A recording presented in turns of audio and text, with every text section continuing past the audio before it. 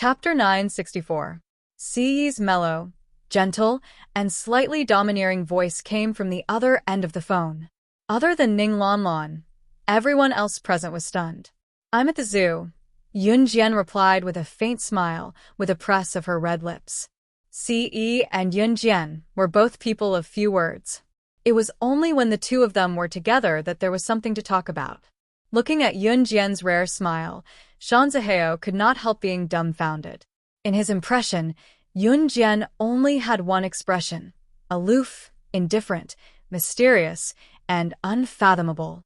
Just now, however, Shanzaheo suddenly realized that Yunjian was actually so happy that she smiled from the bottom of her heart. No matter which version of her it was, it gave Shanzaheo the urge to press her beneath him. However, who was this man talking to Yunjian on the phone? Was he as handsome as he was? Was he as tall as he was? Was he as popular among the girls in school as he was? There were only a handful of people as outstanding as him. Otherwise, why would Wan Xiao lie under him obediently just to beg for a little love from him? Shanzaheo felt like he was an emperor in ancient times where all women should fawn over him and beg for his favor. In spite of it, Yunjian's avoidance time and time again hurt his pride. Therefore, before Yunjian hung up the phone, Shanzaheo could not help questioning Yunjian. "Yunjian, who is he?" His tone sounded like he was someone to Yunjian. Even Yunjian could not help looking down, but Yunjian ignored him. On the other end of the phone, Ce heard Shanzaheo's voice. His thin lips that were pressed against the phone sank slightly. "Xiao Jian, come out," he said as he walked out of the zoo's entrance. Ce spoke. Just as Ce spoke, Shanzaheo questioned Yunjian again in a heavy tone as if he had caught the adultery between Yunjian and Ce. "Yunjian, tell me, who is he? Are you crazy? Don't act like you're close to Jianjian.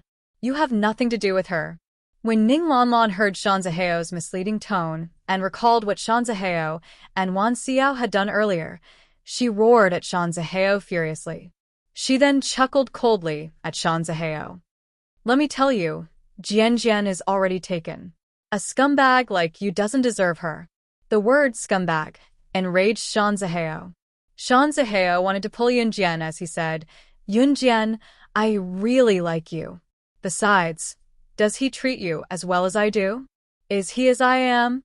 Is he as sincere as I am? Just as Shanzaheo was about to say something, a tall silhouette suddenly walked in from the zoo's entrance. Dressed in a black leather jacket, Ce was walking in from outside the zoo with a grim expression. The zoo's conductor wanted to ask for the entrance fee but was stunned by Ce's glare, so he did not go over to ask for it. Just as Ce entered, he saw Shanzaheo reaching out to grab Yunjian's hand. Shanzaheo wanted to grab Yunjian wholeheartedly but was stopped by a large hand. Ce stopped Shanzaheo's hand with one hand and looked down at Shanzaheo, who was half a head shorter than him. He gripped Shanzaheo's wrist, causing it to crack. "You want to touch my woman? Do you think you're worthy?" Chapter 965. The moment Ce appeared, his handsome face made everyone gasp. There was actually such a handsome man in this world. Ce's every move made all the women present gasp. Most of the women present merely glanced at him from afar and did not have any other thoughts. However, Shanzaheo could clearly see Ce's handsome face. He was so handsome and charming. Shanzaheo was probably not even a millionth of Ce's looks. Although Shanzaheo thought so in his heart, he would never admit it. Shanzaheo was being stepped on by Ce.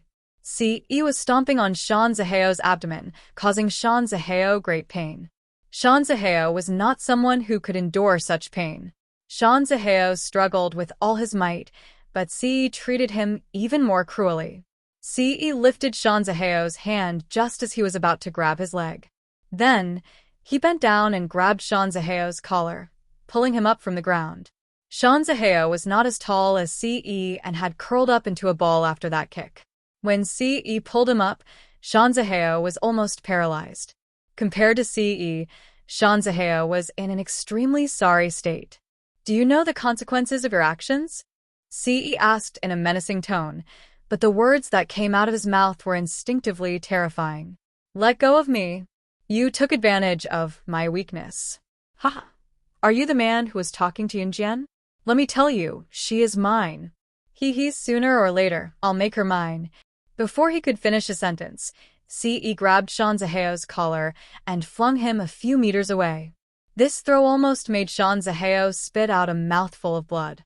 Yunjian, who was standing at the side, was also slightly gloomy. What Shanzahye said just now was disgusting even to herself, let alone Ce. "Don't drag me into this. We have nothing to do with each other," Yunjian said coldly to Shanzahye. At this moment, due to the sudden appearance of Ce, no one noticed Imo's son walking in from outside the zoo. Imo's son stood outside the gate of the zoo and waited, but he didn't see Ce come out with Yunjian. He stood there for a while and finally walked to the gate of the zoo. As soon as he entered the zoo, Imo's son saw Ce's angry face and Shanzahye, who had been thrown a few meters away by Ce. When Imo's son saw that his young master had made a move, he instinctively jumped over the gate of the zoo's ticket gate and rushed inside. Hey, it's almost time to get off work, and you haven't bought a ticket, so you can't go in." Seeing this, the ticket inspector looked like he wanted to stop him. However, Imo's son had already run over there. "If you want to touch my people, you don't have to live in this world anymore." Ce didn't need to look to know that Imo's son was walking over. He put his hands in his pockets and stared coldly at Shanzahye, who had been thrown to the ground by him. Everyone present was shocked by Ce's valiant actions. Even Shanzahye, who had been flung away, felt that something was wrong. Why did Ce's tone sound like he would really kill him? Chapter 966. What Imo's son did the most these few days was to cripple people's genitals. Those who wanted to bully Chinsini the last time were crippled by Imo's son after he obeyed Yunjian's orders. Imo's son thought that he was pretty good at crippling people's genitals. Was Imo's son, one of the 4 leaders of an Hun group, good at crippling people's genitals? Cough. When everyone heard Imo's son calling Ce young master, they widened their eyes in shock. Young master? Was there such a title now? Just as everyone was thinking about it, Ce pressed his lips together and said, "Kill him. Kill him?" Ce's words were neither heavy nor light, but there was a sense of seriousness to them that had never been felt before. It felt different from a joke. Once Shanzahye heard that Ce was going to kill him, he got up from the ground no matter how much pain he was in from the toss. He held his chest and shouted at Ce, "How dare you? If you dare to kill me, my dad will arrest you immediately. My dad is the chief of Longmen City's police station." Shanzahye said fiercely, with a hand on his chest. To be honest, Shanzahye was indeed frightened by Ce's words. Shanzahye looked like he was really afraid that Ce would kill him. Once they heard that Shanzahye's father was the chief of Longmen City's police station, they were not surprised. Shanzahye dared to be so insolent because his father was the chief of police. It was no longer a secret to Ning Lanlan and the others. As for how Ning Lanlan knew about it, she used to look for Xiao Jiming often, and Shanzahye would often tell her about it. Shanzahye had even thought about hitting on Ning Lanlan back then, but he dared not do it because Ning Lanlan had Xiao Jiming's protection. After that, Ning Lanlan found it odd that Shanzahye did not do anything to her anymore. It was only today that Ning Lanlan found out that Shanzahye had already extended his filthy hands to An Xiao. Ce wasn't afraid of Shanzahye's words. He didn't even look at Shanzahye as he walked over to Yunjian. Under everyone's envious gazes, he walked over and held Yunjian's small hand in his own. That gentle look was completely different from the one who had beaten Shanzahye to death just now. Didn't you hear? My dad is the chief of the Longmen City police station. How dare you touch me? Do you want to go to jail? Shanzahye raised his head proudly when he saw that Imo's son was still walking towards him. Imo's son took 2 steps towards Shanzahye when he suddenly thought of something. Not long after Ce walked into the zoo, the men who had been monitoring Shanzahye took a few interesting photos and developed them on the spot. When Yunjian participated in the foreign language competition in Foreign Languages High School, Shanzahye had been flirting with Yunjian every now and then. CE had already found out about it then and had asked Emo-san to send someone to follow Shanzaheo. Emo-san took out some of the interesting photos he had obtained from his pants pocket and tossed them onto the floor with a clatter. Young master, Phantom took some interesting photos just now. They're all here, Emo-san said and cackled all of a sudden. Phantom was one of Emo-san's men who had been sent to follow Shanzaheo. When the photos slid onto the floor and scattered around, everyone present saw the contents of the photos. They could clearly see that the main characters in the photos were Shanzaheo and Wan Xiao. Chapter 967. The background of the photo was a dense forest. However, it was not hard to tell that this was the forest where they were resting earlier. The main characters in the photo were undoubtedly Shanzaheo and Wan Xiao. Against the background of the forest, the man and woman in the photo had their backs facing the camera. However, from the camera, it could be seen clearly that the man and woman were naked with their buttocks exposed. Their private parts were tightly connected. Apart from that, one of the photos showed the heads of the horny man and woman. The camera's recording function was very clear. Hence, it was not hard to tell that the main characters were Shanzaheo and Wan Xiao just by looking at the photo. More importantly, Shanzaheo and Wan Xiao, who had gone to the toilet earlier, had not returned after a long time. They did not pay much attention to it at that time. However, now that they thought about it, everyone's faces turned pale. Especially Shanzaheo and Wan Xiao, who were the main characters. No. When Wan Xiao saw the photos, she was so frightened that she ran toward them. Even the makeup on her face seemed to have changed. Wan Xiao reached out with her trembling hands and grabbed all the photos. She tore them into shreds. I have more here. When Emo-san saw that, he took out a stack of photos from his pants pocket and tossed them to them. As one could imagine, Shanzaheo and Wan Xiao looked as if they had eaten sh*t at that moment. Shanzaheo was so frightened that his face turned pale. However, his first reaction was to turn around and look at Yunjian. Those who did not know better would have thought that there was something shameful going on between him and Yunjian. Yunjian, it's not like that. No, it's not like that. It's that b*tch Wan Xiao who seduced me. I'm a normal man. That's why we... Heh. Shanzaheo's explanation was met with a cold smirk from Yunjian. You don't have to explain it to me because we're not related at all. Yunjian scoffed softly. Then, she reached out and held Siyi's hand. Shanzaheo's life and death had nothing to do with her. That's right. It's just your own wishful thinking. Ning Lanlan even helped Yunjian to add insult to injury for Shanzaheo. Compared to Ning Lanlan and Yunjian, Xiao Jiming and the rest were completely unaware of the ambiguous relationship between Shanzaheo and Wan Xiao. Now that he saw it, he was stunned for a long time. Ziheo. Xiao Jiming also looked at Shanzaheo in disbelief. At this moment, Xiao Jiming was no less shocked than anyone else. Xiao Jiming and Shanzaheo had already been buddies for a few years. Initially, they became buddies because Shanzaheo was a good person. But at this moment, he realized that he was wrong. Emo-san, get rid of him.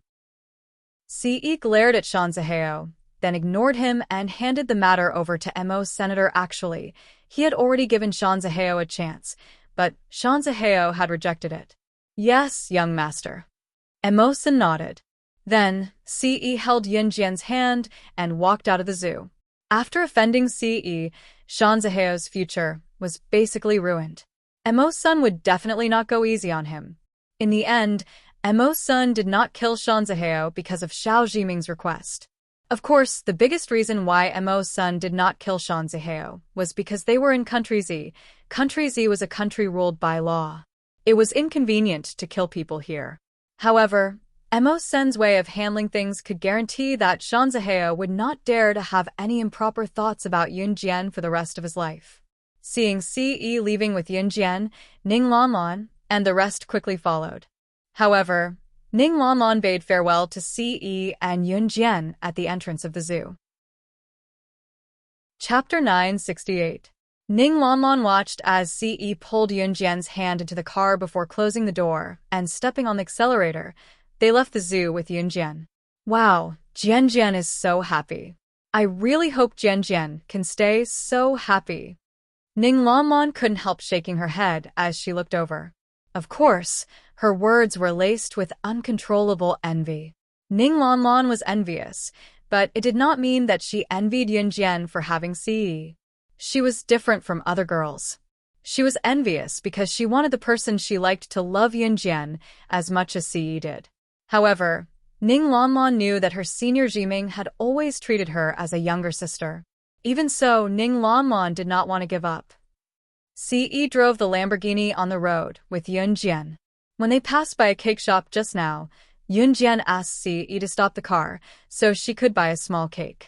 She knew that Xiao Yunju, Duanli, and Duanya loved cream cakes. Although it was no one's birthday today, Yunjian still picked a strawberry cake to bring home. It was a 3-day-long holiday for the Qingming festival, so she could have some fun at home. Just as she got home with the cake, Xiao Yunju, Duanli, and Duanya ran out chasing after each other. Jia, Si Gij.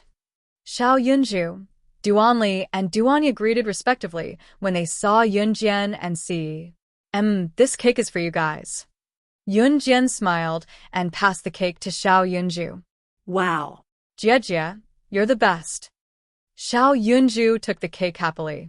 Your Si Gij bought the cake, Yunjian added with a smile. Si Gij is the best. Xiao Yunju held the cake with a grin. Yunjian smiled awkwardly. Why was she the best while he was the best in Xiao Yunju's heart? Before Yunjian could think about it though, Xiao Yunju went to Ce and said to Ce in a coquettish tone, Si Gij, you said you'll take us to the amusement park. How about tomorrow? Sure. Ce agreed without hesitation. Yay. Cheatsy, you're awesome. Ce, Gij is going to take us to the amusement park. Xiao Yunju tugged on Duanli's hand happily and danced excitedly. As they chatted, Duan, and Duanya had, Duan, and Ya. Ce, on the other hand, held Yunjian's hand as they went downstairs. Just as they reached the staircase, Yunjian saw Yun-yi who was standing not too far away. Brother, Qingyu's back tonight. She got off at Longmen City's train station. I'll go pick her up. Do you want to come along? Yunjian recalled when she saw Yun-yi. Just as Yunjian finished, Yun-yi answered, yes. After telling Yun-yi about it, Ce dragged Yunjian to Yunjian's room. Yunjian was puzzled as to why Ce had dragged her to her bedroom. Had they not been going to his bedroom all this while? Yunjian did not think too much about it. Just as they entered the room, Ce's domineering aura engulfed them. Steadying himself, Ce pushed Yunjian onto the bed. Yunjian felt her heart clench. She felt it clearly. The change in her heart. In the past, her heart was closed and no one could enter her world. Now, however, her heart was filled to the brim with him. Yunjian was about to kiss Ce back when Ce pulled out a transparent bra from behind her. As Ce held it, he suddenly went below her earlobe and whispered, Xiao Jian, do you want to wear it for me? Chapter 969. Yunjian remembered that she had kept it in the cupboard but took it out again out of curiosity. Although she was not wearing it, she could not help taking a few more glances at it. When Qin Yuru called her for dinner, she did not hide the underwear back in the cupboard. Yunjian had been wondering why Ce had pulled her into his bedroom just now. In the past, he had always pulled her into his bedroom. It was only now that Yunjian realized that this was Ce's plan. Just as Yunjian thought about it, her dark eyes still looking up, Ce's voice came from above again. Xiao Jian, you're distracted. As he spoke, Ce's breath was already on her neck. His slightly panting breath blew against her neck as his lips curled up slightly, his tone softening. You're so beautiful like this. So beautiful that he wanted to meld his Xiao Jian into his bones so that she could only be his for the rest of her life. In spite of it, Ce did not say the latter part. After that, Ce tilted his head and his lips touched Yunjian's neck softly. Yunjian shuddered from the touch. She pushed Ce with her lips pressed together, but she did not push him away. Speak properly. I'm going to the train station to pick up Qingyu. Get up quickly. Yun Jian said, and pushed Si again. Her eyes kept darting to the side as a blush crept across her cheeks. She dared not stare at him. She could clearly feel that a certain part of him was swelling as he pressed against her. With a gentle push from Yun Jian, Si stood up. She thought that Si did not plan to do anything to her, because he knew that she was going to pick up Qingyu tonight. Just as Yun Jian stood up, he suddenly grabbed Yun Jian's hand and pulled her to press her back against the wall not far away as he held her head and nibbled on it. Once the kiss was over, Yun Jian felt a chill on her chest just as she caught her breath. She felt a large palm spreading the hem of her shirt from her waist, bypassing her bra and kneading it into a ball. Yun Jian's cheeks were flushed. Si had already let go of her just as she was aroused. His Xiao Jian was still young. No matter how much he could not control himself, he could not do it now. Si encircled Yun Jian in a corner and slowly tidied up Yun Jian's clothes before pulling her into his arms. His tall frame was about a head taller than Yun Jian. Xiao Jian, you have to grow up quickly, Si told Yun Jian calmly. The hidden meaning in his words was enough to make one's imagination run wild. And then, Yun Jian agreed, but there was a flicker in her heart. What was she going to do when she grew up? She did not want that. Xiao Jian, I'm going out for a bit. When I come back tonight, I'll bring Xiao Zhu and the rest to your Uncle Ji's house for dinner. We'll come over together after you pick up Qingyu. Qin Yu's voice rang abruptly with the sound of the door being pushed open. Just as the door was pushed open, Qin Yu saw Si carrying Yun Jian in the house.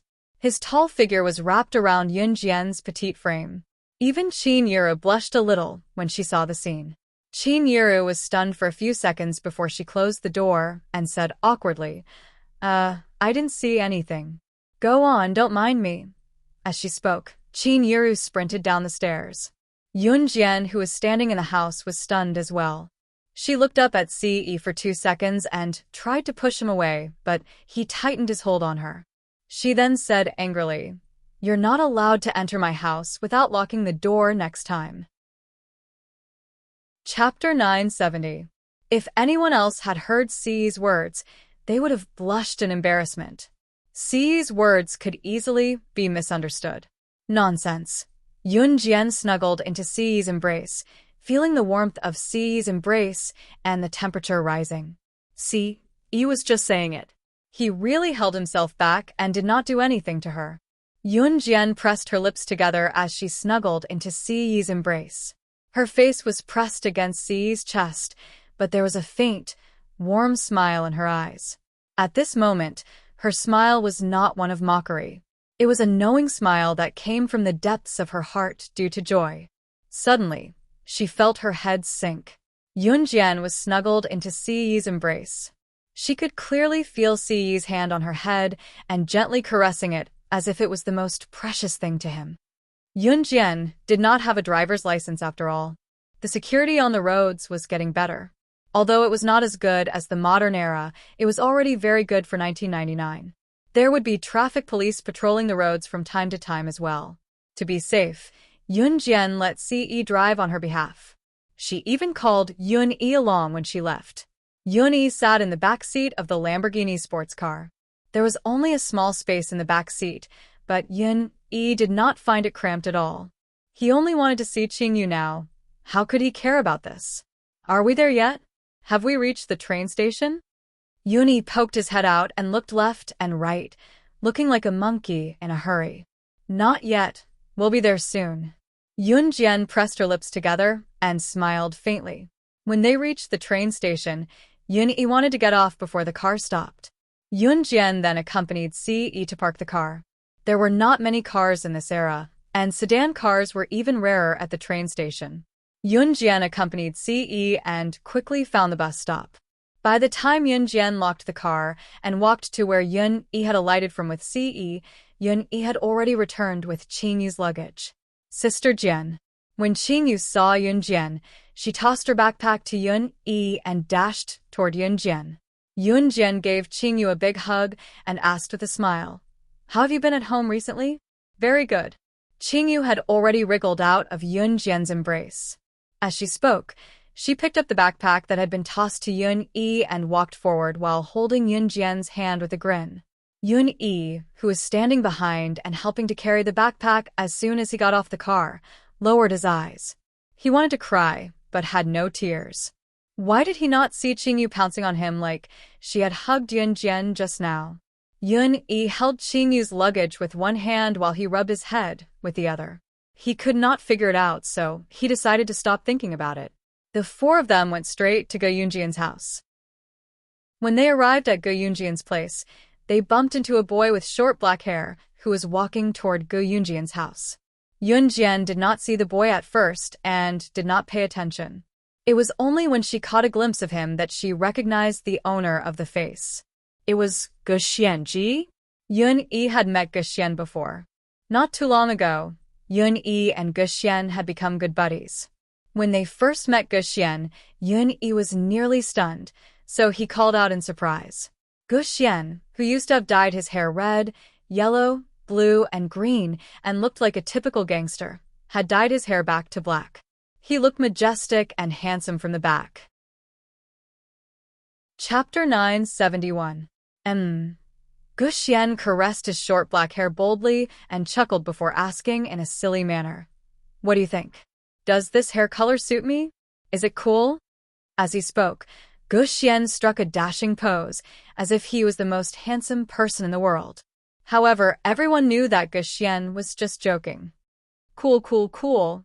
Bro Ge Xian, this style suits you very well. Even Yun-yi exclaimed. That was true.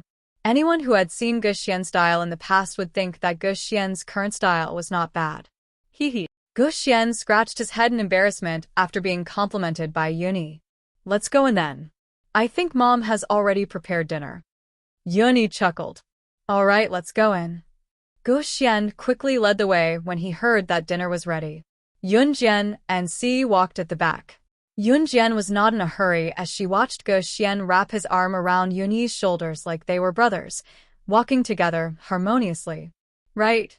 We have a flower bed at home. It must be blooming now. Do you want to go take a look? Ge Xian was halfway there when he suddenly remembered this.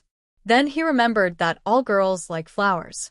Seeing that Yun-yi had brought Qingyu back, he could guess something even if he did not ask anything. Hence, he blurted out, Wow, you have a flower bed at home. Let's go take a look now. Yun-yi was just worried that Qingyu had just come home and had nothing to give her. She was thrilled when she heard Ge Xian say that they had a flower bed at home. Let's go, I'll lead the way. Ge Xian grinned and led the group to the flower bed. Spring was indeed the season when everything came back to life. Go Yunjian's villa was extraordinarily large. The flower bed covered an 8-mile radius, and it was extraordinarily beautiful. Yun-yi had already put down her luggage and ran to the flower bed to pick flowers for Qingyu to please her. Since it was spring, the sun set later than it did during winter. The sun was hanging sideways in the sky, leaving a sliver of sunset behind.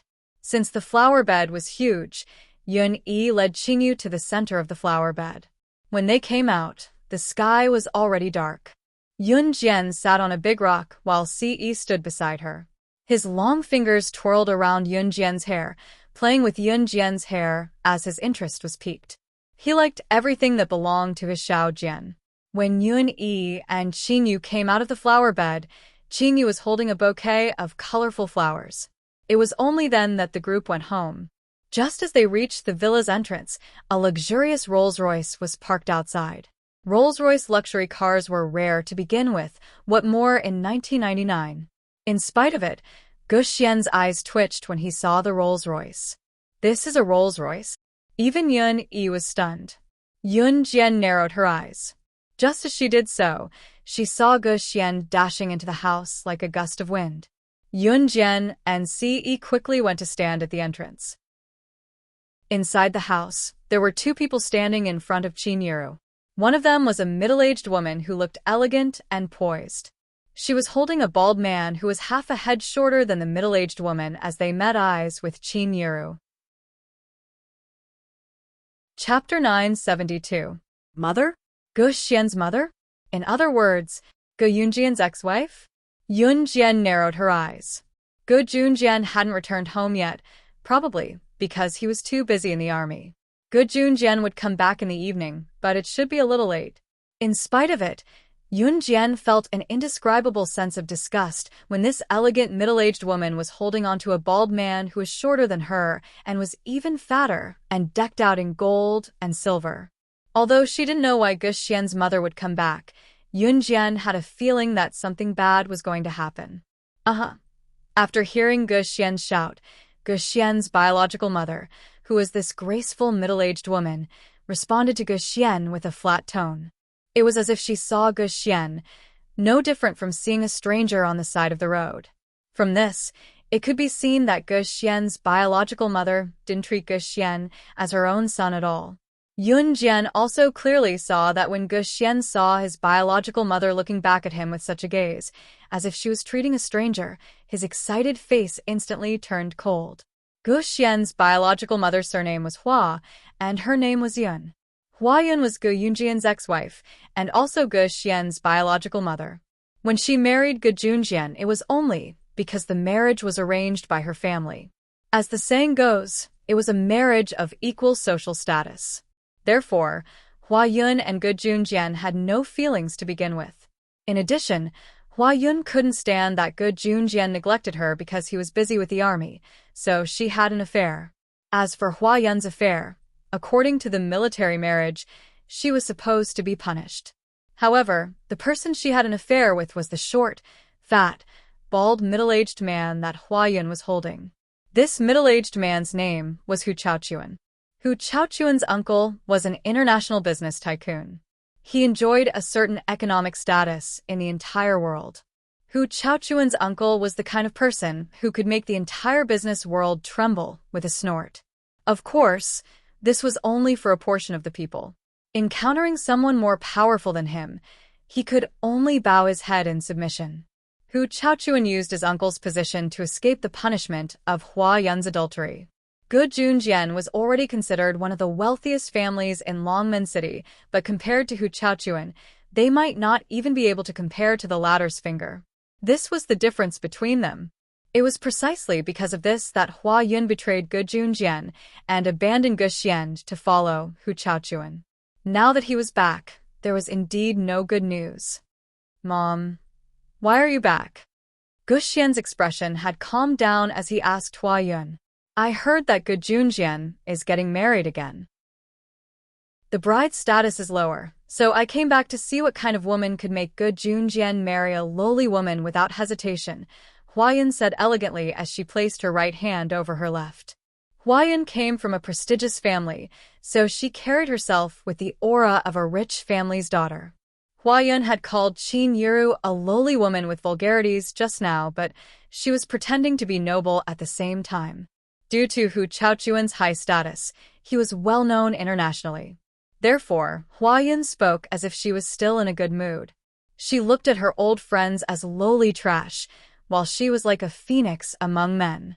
After all, in Hua Yun's opinion, Gu Junjian was one of the more promising ones among this group of people. Gu Junjian was not even on the same level as her modern husband, Hu Chaochuan. Chapter 973.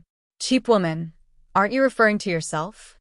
Just when Hua Yun was confident that no one dared to refute her, Yun Jian's breezy words continued. Hua Yun had always thought that everyone present was defeated by her, which was why she had rushed back with her rich, new husband, Hu Chaochuan, to watch Gu Junjian make a fool of himself. Especially when she saw that the wife who was about to marry Gu Junjian was such a weak and useless person, she laughed out loud right then and there. She sneered inwardly.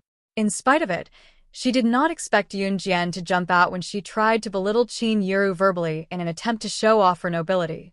When Yun Jian refuted her verbally, Hua Yun was stupefied.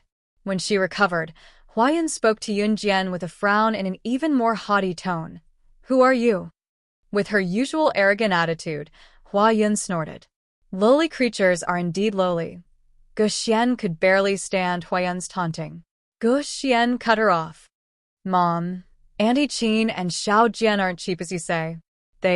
He was about to retort when Hua Yun snatched the right to speak. "Gu Xian, whose son are you? Whose side are you on?" Hua Yun stared at Gu Xian in disbelief, only remembering then that Gu Xian was her son. "I'm Dad's son," Gu Xian answered after 2 seconds of silence with a frown. Gu Xian realized that it was not as difficult as he imagined to say it. What he said meant that he was subconsciously on Qin Yuru's side. "That's why they're my family now. At least they really care about me." Gu Xian seemed to think that it was not enough as he suddenly yelled at Hua Yun, his tone thick with disappointment. Hua Yun was stunned. She did not expect Gu Xian to stand up for Qin Yuru and criticize her. In spite of it, if Hua Yun had any remorse, she would not have done such a thing back then. After a moment of silence, Hua Yun held Hu Chaochuan's hand tightly. I've really given birth to an ingrate. Inhumane." Hua Yun scoffed softly.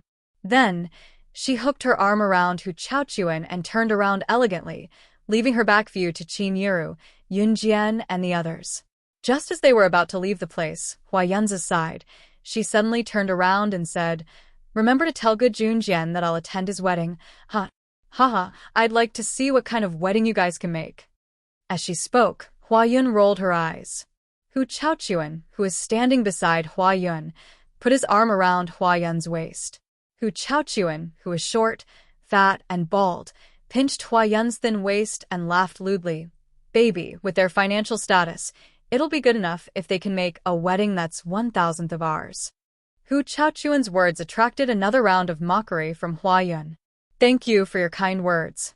My house has a high threshold, and we don't welcome any Tom, Dick, or Harry. Please bring a cleaner with you next time. I'm a clean freak. I don't like dirty things." Yun Jian forced a smile and looked coldly at Hua Yun and Hu Chaochuan, who were about to walk out of the mansion, as she said this calmly. After she finished speaking, Hua Yun and Hu Chaochuan were stunned, but they quickly reacted. Chapter 974. Upon hearing Yun Jian's words, Hua Yun turned around angrily, even forgetting her ladylike demeanor. However, just as Hua Yun turned around, Hu Chaochuan grabbed Hua Yun's hand. Then, Hu Chaochuan placed his fat hand on the back of Hua Yun's hand and took the opportunity to rub it a few times. "Baby, don't be angry with people like this. Your health is more important. People like this are just jealous of our family's wealth. They're just good at talking. Let's go. When the time comes, we'll give them a big gift. Let them fight with baby." As Hu Chaochuan spoke, he walked away with Hua Yun, who was swaying her hips. Seeing Hua Yun swaying her hips as Hu Chaochuan took her away, Gu Xian's last bit of fantasy came to an end. He lowered his gaze and waited for Hua Yun to be helped into the car by Hu Chaochuan. The Rolls-Royce sports car gradually drove away. Only then did he let out a huge sigh of relief, his entire body completely paralyzed. Everyone present could feel Gu Xian's sorry state. Who wouldn't want their biological mother to love them, dote on them, and spoil them like normal parents? Gu Xian also wished for it. Unfortunately, his mother had never cared for him. Just as Gu Xian was feeling a little dejected, a pair of strong palms gently landed on his shoulders. "Child, don't be sad. We'll be your family from now on." Qin Yuru's eyes shone. She looked at Gu Xian and comforted Gu Xian with a pair of eyes that seemed to be able to speak.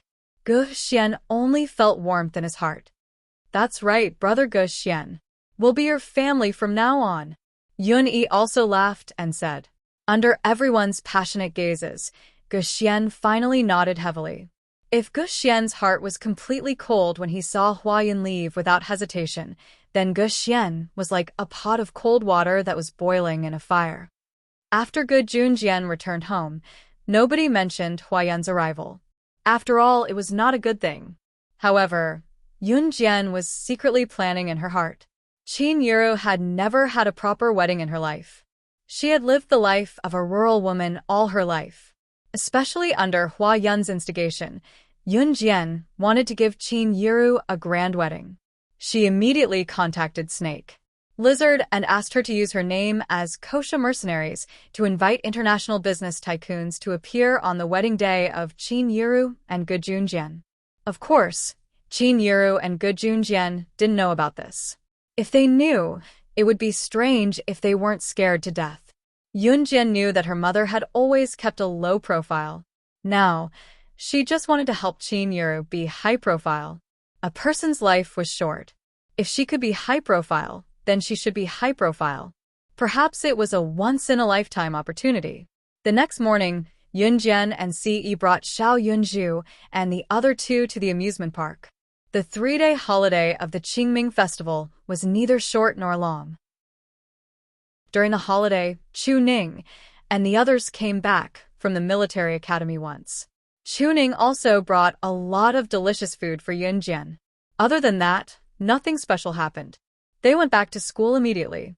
This week, not only did Xiao Yunzhu's school have a spring outing, even Yunjian's school had one. Even Yunyi's high school had a spring outing at the same time. Chapter 975. Although Yunjian's school had a spring outing on the same week as Xiao Yunzhu and Yunyi's school, it was not on the same day. Yunjian's spring outing was on a Friday. The homeroom teacher had informed the class about the spring outing early and told them that it was the last spring outing for them in their junior and middle years. After the spring outing, there would be a May Day holiday, and they would have to start preparing for the middle school entrance examination. The middle school entrance examination was the starting point that determined an ordinary child's future achievements. It was also the most crucial test in life that the teachers and parents talked about. Especially in 1999, when the economy was not as developed as it was now and there was no popular internet. Children had no way out, and the only way to succeed was through the middle school entrance examination. Under the homeroom teacher's repeated emphasis, the students in the class were already numb to it. Chun Sini was still on sick leave, so she would definitely not come to activities like the spring outing. However, Zhang Xiaofeng and Zhang Jian were there. When they queued up to board the bus to the location of the spring outing in the morning, Zhang Xiaofeng and Zhang Jian fought to carry Yun Jian's backpack. In spite of it, the boys in the class did not say a word, especially when they found out that Yun Jian was slashing God from Team Monarch. They walked out of the classroom in high spirits. Some of them even bragged that Team Monarch's slashing God was in their class, making the other classes envious. The location of the spring outing this time was a mountain in Longmen City called Xiaobao Mountain. Xiaobao Mountain was not really a mountain where treasures could be found, but there was a temple at the peak where one could pray to Buddha from the bottom of the mountain. Of course, the purpose of the school's spring outing, other than the fact that they only needed to pay the bus fare and not the entrance ticket, was also the most essential reason, and that was to exercise their bodies. Climbing from the bottom of the mountain to the peak was done by walking steps. There were at least a few thousand steps to climb from the bottom all the way to the top. Master, Grandmaster, slow down. I'm exhausted. Phew, damn, these damn stairs, oh my god. Zhang Xiaofeng was carrying Yun Jian and Zhang Xiaofeng's backpacks. There were 3 backpacks, one on his back and the other 2 in his hands. He was so tired that he shouted at Zhang Xiaofeng and Yun Jian as he walked. Zhang Xiaofeng chuckled as he touched his nose and said, "Training your body. Good luck." By the time everyone walked up the stairs, it was already noon. The sun was shining brightly, and the weather was unusually hot. There were already many people standing at the top of the mountain, but just by looking at the uniforms, it wasn't hard to tell that other than Yun Jian's school, there were also students from other schools here for the spring outing. Hey, Jian, you're here too? Yun Jian had just gone up the mountain when a cheeky girl walked toward her. Taking a closer look, it was Ning Lanlan. However, Yun Jian was not surprised. When she met Ning Lanlan back then, the latter had told her that her spring outing was coming soon and that her spring outing was happening today. It was just that Yun Jian did not expect her spring outing location to be the same as Ning Lanlan's. Yun Jian nodded with a squint. Why? Master, do you guys know each other? Zhang Xiaofeng did not know Ning Lanlan, but he looked at her in surprise before asking Yun Jian. Master? Ning Lanlan walked over with a grin, shaking her head. She glanced at Zhang Xiaofeng and answered, Yeah, we met not too long ago. Haha. Chapter 976. Emo-sun had actually spread Shanzi Heo and Wan Xiao's indecent photos in Ning Lanlan's school? Yun Jian raised a brow and pressed her lips together into a smile. It was a ruthless move. even more ruthless than killing Shan Zihao and Wan Xiao. Yun Jian pressed her lips together, but her expression remained unchanged. It made sense, though. How could Mo's son, Siyi's subordinate, go easy on him? He must be as ruthless as he wanted to be. I heard that the school forced him to drop out. TSK. If you ask me, he deserves it. Ning Lanlan whispered into Yun Jian's ear with a grin. As she spoke, Ning Lanlan feigned happiness. Senior Jiming is finally not playing with Shan Zihao this time. Jian, I'm so happy. Just as Ning Lanlan said that, Zhang Xiaofeng, who saw her whispering to Yun Jian, came up to them. What are you guys talking about? You're so excited. Haha, it's nothing. Ning Lanlan waved her hand with a chuckle. When she was done, she introduced herself formally to Zhang Xiaofeng. I'm Ning Lanlan. Hello. And men, hello. Zhang Xiaofeng smiled and nodded at Ning Lanlan before pointing at Yun Jian playfully. This is my master. As he spoke, Zhang Xiaofeng did not forget to turn around and point at Zhang Jian. This is my dumb disciple, Zhang Jian, haha. Just as Zhang Xiaofeng finished his introduction, Zhang Jian was indignant. Master, why am I your dumb disciple? Because you look dumb, haha. Zhang Xiaofeng's ability to tease was still as good as ever. After standing there for a while, it was time for their respective schools to assemble. Then I'll get going first. Jian. Ning Lanlan waved at Yun Jian and ran off when she heard that they were about to assemble. Yun Jian nodded and went back to the rest of her class. It would take some time to walk back to class, so Zhang Xiaofeng and Zhang Jian followed along. The homeroom teacher, Teacher Yu, was already doing a head count. After counting, there were 3 people missing. She had just looked around when she saw Yun Jian and the other 2 walking over. Hurry up, we're just waiting for the 3 of you. Let's gather first. After we're done, we'll go and take a look. After that, you're free to do whatever you want, Teacher Yu said. Okay, teacher, we're coming. Zhang Xiaofeng appeared to be very lively. The 3 of them walked in that direction. However, just as Yun Jian took a step forward, she suddenly felt a person jump out from the bushes. She already had a premonition before this person came out. The man was holding a machete. He rushed out from the bushes and fiercely stabbed towards Yun Jian. Teacher Yu and the others who were standing a distance away saw the scene and felt like they had just witnessed someone committing a crime. For a moment, everyone present was spooked. Some girls even screamed when they saw the scene. Yun Jian, run! Miss Yu shouted in fright when she saw what was happening. Just as Teacher Yu shouted, Yun Jian waved her right hand and grabbed the hand of the person who was sneaking up on her from the bushes while her other hand slashed horizontally, forcing the man to let go of the machete in pain. Yun Jian, on the other hand, had snatched the machete and pressed it against the neck of the masked man who had appeared out of nowhere. She asked with a raised brow, "Who sent you to assassinate me?" The students who were standing a distance away were scared out of their wits. Chapter 977. A moment ago, Yun Jian and Zhang Xiaofeng were walking towards them. However, in the next second, a criminal suddenly appeared from the bushes and stabbed at Yun Jian with a knife.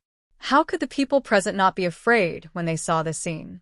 They all screamed in surprise and stepped back. However, when they saw how Yun Jian had subdued the thug and snatched his saber to hold it against his neck, those who stood on the peak of Zhaobao Mountain who had witnessed what Yun Jian had done were rooted to the spot in shock. Zhang Xiaofeng and Zhang Jian were also stunned.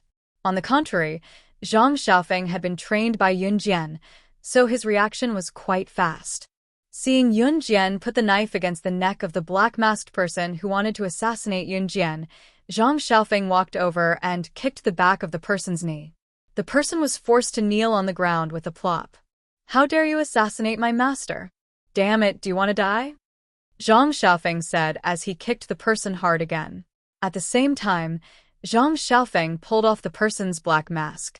After the black mask was pulled off, the person's face was revealed. Yun Jian narrowed her eyes.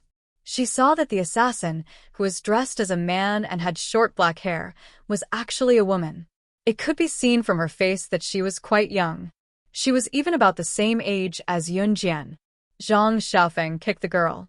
The girl didn't say anything and just turned her face to the side. Yun Jian still had the machete against the girl's neck. Seeing that the girl didn't say anything, she pressed the machete against the girl's neck. "If you don't say anything, I'll kill you." These words weren't persuasive at all, but in everyone's ears, they were convincing. The girl who wanted to assassinate Yun Jian looked to the side and didn't say anything at all. She didn't seem to believe that Yun Jian would kill her. However, when Yun Jian held the machete and slowly pressed the knife against the girl's neck as she spoke, the girl panicked. The knife went along the girl's neck and fiercely cut a certain part of her neck. A piercing pain came. The girl even felt the blood slowly dripping down from the pain. The girl was so scared that she turned her head and shouted at Yun Jian, "You really dare to kill me?" The girl said so confidently as if Yun Jian wouldn't kill her. "Do you think I dare or not?" Yun Jian narrowed her eyes and smiled. Her smile had a majesty that made people tremble in fear.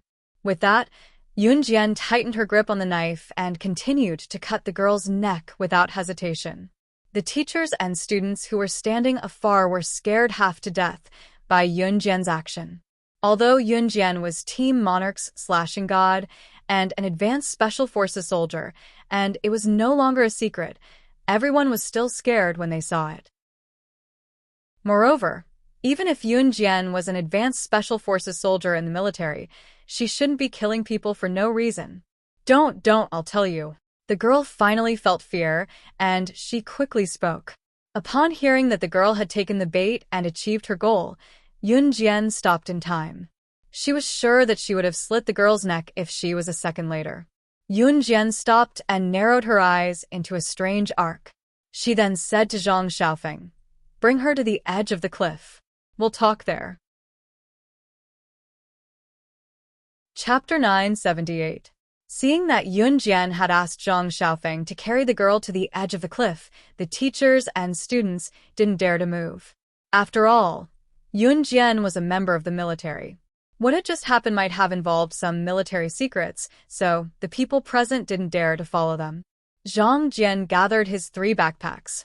He was a good boy and didn't want to follow Yun Jian and Zhang Xiaofeng. At the edge of the cliff, Yun Jian crossed her arms and looked at the girl in front of her. She narrowed her eyes, but there was a strange light in them. There was no one at the edge of the cliff. Because it was a steep cliff, no one dared to stand here to play. After all, if they fell off the cliff, it wouldn't be a laughing matter. "Speak." Yun Jian crossed her arms and looked at the girl in front of her. She raised her eyebrows slightly as she spoke. The girl stood at the edge of the cliff. She covered the wound on her neck and pursed her lips. "You should have tested my abilities just now. I'm very confident that I can kill you before you can escape, so if you're smart, you better not play tricks in front of me." Yun Jian crossed her arms, but her lazy aura made people have no choice but to reevaluate her. The girl obviously had other thoughts, but when Yun Jian said this, she paused. "My name is Gunyanji." The girl finally spoke slowly. However, as soon as the girl said this, Yun Jian suddenly flipped her hand and threw a knife at her. The girl who called herself Gunyanji was slightly stunned by Yun Jian's throwing knife. She turned around and dodged Yun Jian's knife. Because she was standing at the edge of the cliff, Gunyanji dodged the knife, but her foot stepped on the gravel at the edge of the cliff. Her foot loosened, and she almost fell off the cliff. Gunyanji had some strength. She steadied herself and steadied her foot to prevent herself from falling off the cliff. However, when Gunyanji saw that some of the gravel under her feet couldn't withstand her weight and were rolling down the cliff, she panicked and turned to look at Yun Jian. However, she saw that Yun Jian was still in the same lazy posture as before. However, what was different from before was that Yun Jian's eyes were sharp now.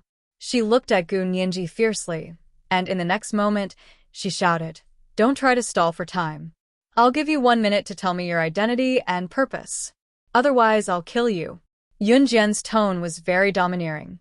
At the same time, she flipped her hand and several throwing knives appeared in her palm. She looked at Gunyanji coldly. "Don't play any tricks on me. You know it's useless. Did you hear what my master said? Don't try any tricks. It's useless." Zhang Xiaofeng shouted at Gu Nianji. Gu Nianji's eyes darkened. She knew that she had to tell them everything if she wanted to save her life. However, looking at Yun Jian's expression, if she didn't tell them, she probably wouldn't be able to escape death. Therefore, Gu Nianji pursed her lips and said, "I'm an assassin from the Yulong continent. Someone posted a notice on the Yulong continent's leaderboard. Killing you will give you a large sum of money. So you tore up the notice and accepted the mission?" Yun Jian finished Gu Nianji's sentence. Gu Nianji gulped and nodded. "That's right. That's why I'm here to take your life." The Yulong continent was a brand new continent. There were also assassins in the Yulong continent. Just like on Earth, the professions on Earth also existed in the Yulong continent. The only difference was that the people of the Yulong continent dressed like in ancient times. Moreover, the people of the Yulong continent could cultivate. Of course, when the people of the Yulong continent came to Earth, they couldn't use the abilities of the Yulong continent. This was because once they did, they would be punished severely just like Lan Su.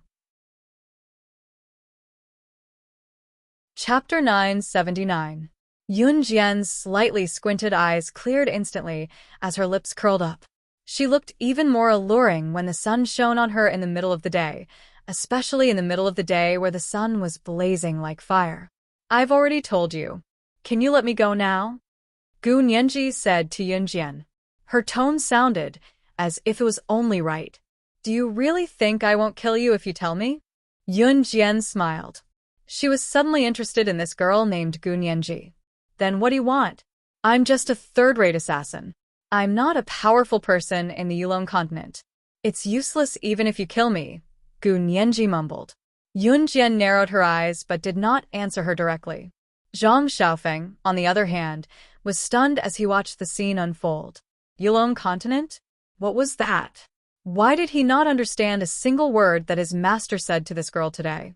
Just as Zhang Xiaofeng thought of this, Yun Jian shouted at him. "Go tie her hands up and take her down the mountain." Okay. I love tying people up." As Zhang Xiaofeng spoke, he ran back to where Zhang Jian had been standing and took out a rope from the bag that Zhang Jian had helped him carry. He always carried this rope with him. This time it could finally be of use. Zhang Xiaofeng chuckled. He ran back and immediately tied Gu Nianji's hands up, then used the rope to pull her. Gu Nianji was from the Yulong continent. Even if she did not have the cultivation power of the Yulong continent, her combat ability was not strong. Therefore, Zhang Xiaofeng tied Gu Nianji up easily. "Don't tie me up like this. How can I complete the mission if you tie me up like this?" Gu Nianji struggled for a while, but she was quickly tied up by Zhang Xiaofeng. "Do you think I'll let you kill Master? Ha ha ha, little girl, dream on." Humph. Zhang Xiaofeng tugged at the rope. Zhang Xiaofeng tugged at Gu Nianji. She snorted and turned her head away, ignoring Zhang Xiaofeng. Because of Gu Nianji's appearance, Yun Jian and Zhang Xiaofeng applied not to participate in the following group activities. The homeroom teacher had no choice. After all, Yun Jian was an advanced special forces soldier. More importantly, everyone present had witnessed Gu Nianji's failed assassination attempt on Yun Jian. What if Gu Nianji assassinated Yun Jian? Therefore, considering this point, the teacher didn't dare to say anything more. All the students in the class followed the class around. Yun Jian asked Zhang Xiaofeng to tie Gu Nianji up with a rope and make her stand where she was.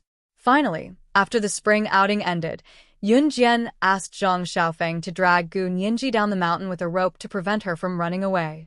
Gu Nianji groaned the entire time, but she didn't do anything else. When Yun Jian reached the foot of the mountain, she saw Qingyu, who was standing not too far away. Qingyu had grown her hair long recently. Her beautiful black hair flowed elegantly in the wind. Qingyu was, of course, summoned by Yun Jian. Just as she saw Yun Jian and the others coming down the mountain, Qingyu came over and greeted Yun Jian with a nod. "Sister Jian." Yun Jian nodded and pushed Gu Nianji to Qingyu. "I'll leave her to you. Discipline her well." "Oh my, what right do you have to hand me over to her to discipline? I'm not your..." Gu Nianji was indignant the moment she heard this. She had only just finished her sentence. Yun Jian cut her off. "Because you're my captive now." Chapter 980. Sister Jian, don't worry, leave her to me. Haha. I'll definitely teach her a good lesson. Qingyu chuckled and tugged at the rope that bound Gu Nianji's hands, dragging her away. Qingyu was here to take Gu Nianji away. Yun Jian did not plan to kill Gu Nianji. She planned to keep her here. Although it seemed risky to keep Gu Nianji alive, Yun Jian thought that she could get something out of the girl. She had a feeling that Gu Nianji was not as simple as she seemed. Master, can I ask, where is the Yulong mainland that you guys were talking about just now? Zhang Xiaofeng asked after some hesitation. Yun Jian turned to look at Zhang Xiaofeng with narrowed eyes when she heard what Zhang Xiaofeng said. She paused for a moment before continuing. A very fairy-like place. It's like a paradise. Yun Jian made up a random story. There really is a paradise? I thought Tao Yuanming made it up himself. Zhang Xiaofeng exclaimed in surprise when he suddenly recalled a prose he had learned. Maybe. Yun Jian answered ambiguously to Zhang Xiaofeng. By then, the students in the class had already come down from Zhaobao Mountain. The homeroom teacher, Teacher Yu, organized the students to stand together and do a head count. After that, the students got on the bus and went back to school. The spring outing ended just like that. To Yun Jian, other than Gu Nianji's appearance, there was nothing else worth reminiscing about. There must be a reason why Gu Nianji chose to ambush Yun Jian during the spring outing. After all, Yun Jian could not do anything to Yun Jian when she was in school. It was just that Gu Nianji did not expect Yun Jian to be so skilled. After the spring outing, it was back to the intense revision phase. It was already April.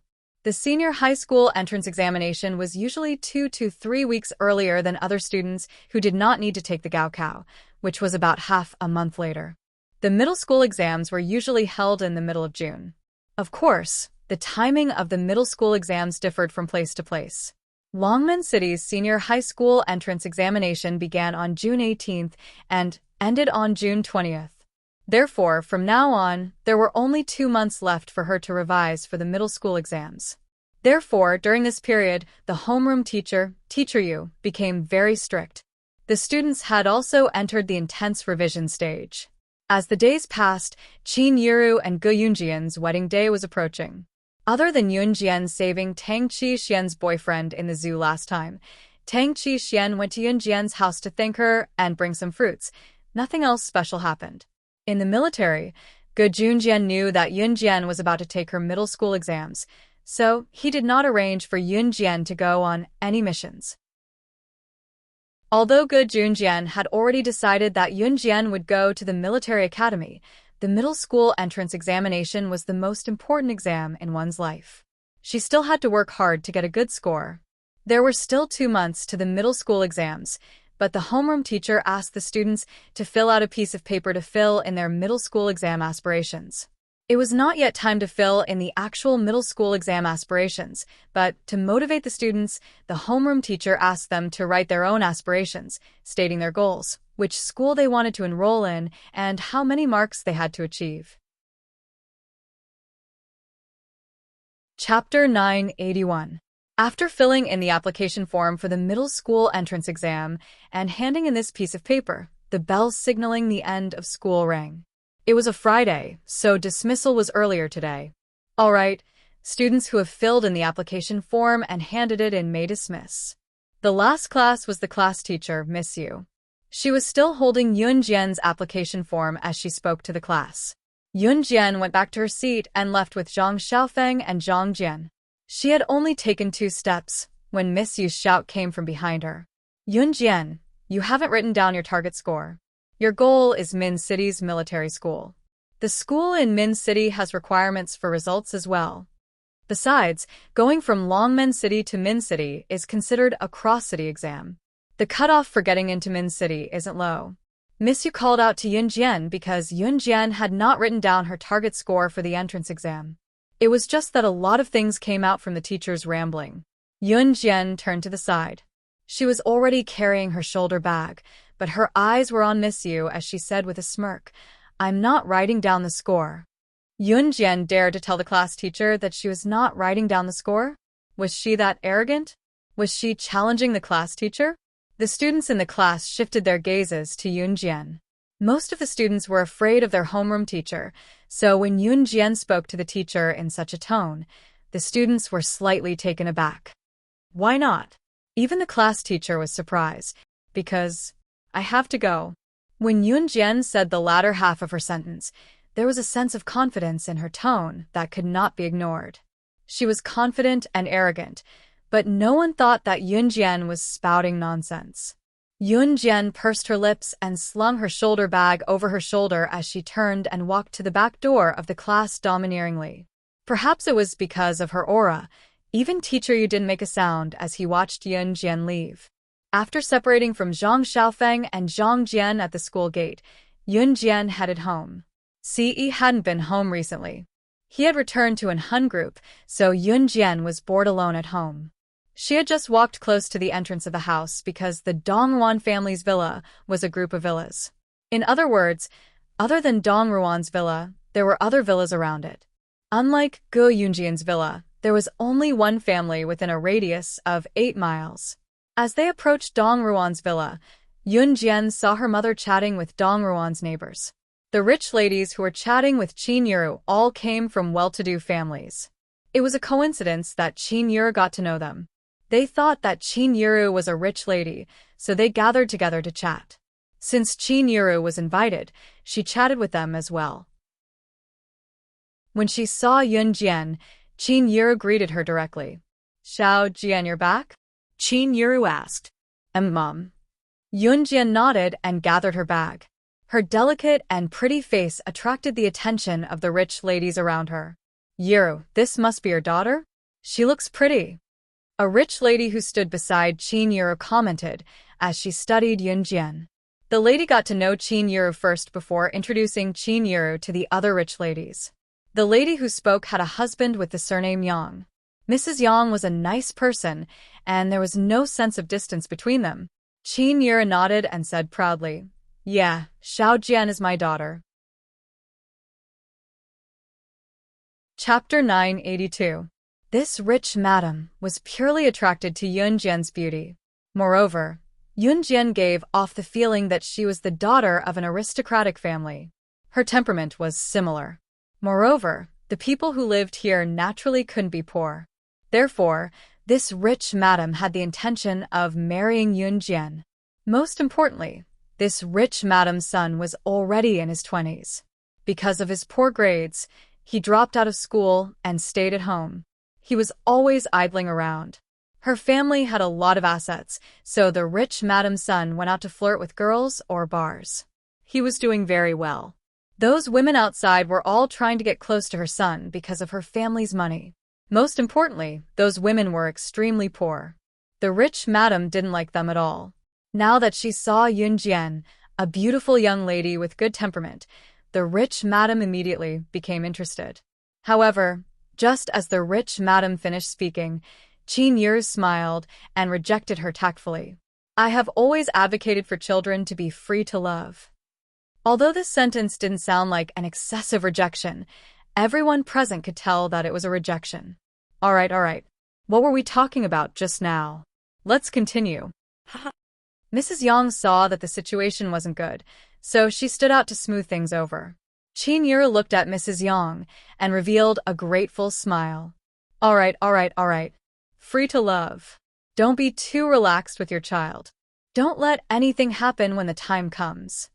The rich madam said sharply. Although she didn't say it explicitly, her words implied that Qin Yuru was indulging Yun Jian so much that Yun Jian would cause trouble sooner or later. She might even get pregnant at a young age. Qin Yuru didn't like to hear this. Qin Yuru also replied symbolically, "My daughter. As her mother, I will take responsibility if anything happens to her." This sentence made the few rich ladies around them fall silent for a moment. Yun Jian, who was standing at the side and hadn't said anything, narrowed her eyes and curled her lips. The smile on her face didn't fade. Her mother was no longer someone who could be trampled on. At least Qin Yuru had learned how to fight back. The topic just now didn't embarrass the people present for long. After a while, the rich ladies began to chat again. At the mention of Yun Jian's age, the short rich lady, who was less than 1 5 meters tall, and wore a pair of 10-centimeter high heels, covered her mouth with her hand, and chuckled. Then, the rich lady said to Chinyiru, "My daughter is the same age as your daughter, and she's also in the same school as your daughter. I'm just not sure if your daughter knows my daughter." As she spoke, the rich lady did not wait for Chinyiru to reply. She chuckled a few times and then boasted to Chinyiru with a rather proud expression, "My daughter is ranked in the top 10 in Longmen First High School. It won't be a problem to get into the best high school in Longmen City." Boasting about their children was the most common topic of conversation among parents when they gathered together. The rich lady then asked Chinyiru, "I heard that their school requires students to set goals. I wonder which high school your daughter applied to?" The rich lady was obviously boasting about her daughter's results and asked Chinyiru in a tone that belittled Yunjian. Her motive was to hear Chinyiru say that Yunjian's results were not as good as her daughter's. Yunjian then looked up and answered faintly, "Min City Military School." Military schools generally had a high cutoff score, especially when they were admitted to other cities. The rich lady was stunned before she looked at Yunjian in disdain. "The cutoff score for military schools isn't low. Little girl, why would a girl like you go to a military school? That's where the boys go. Right, little girl, how are your results?" the rich lady asked again. "It's not high." Yunjian blinked. The not high made the rich lady even prouder. She pressed, "How high?" Chapter 983. Yunjian pressed her lips together under the madam's forceful pressure and spoke with a curl of her lips. The madam's gaze was fixed on Yunjian, as if she wanted to bore a hole through Yunjian with her stare. In fact, be it village women gathered together or wealthy madams of repute gathered together, what they talked about the most was their children.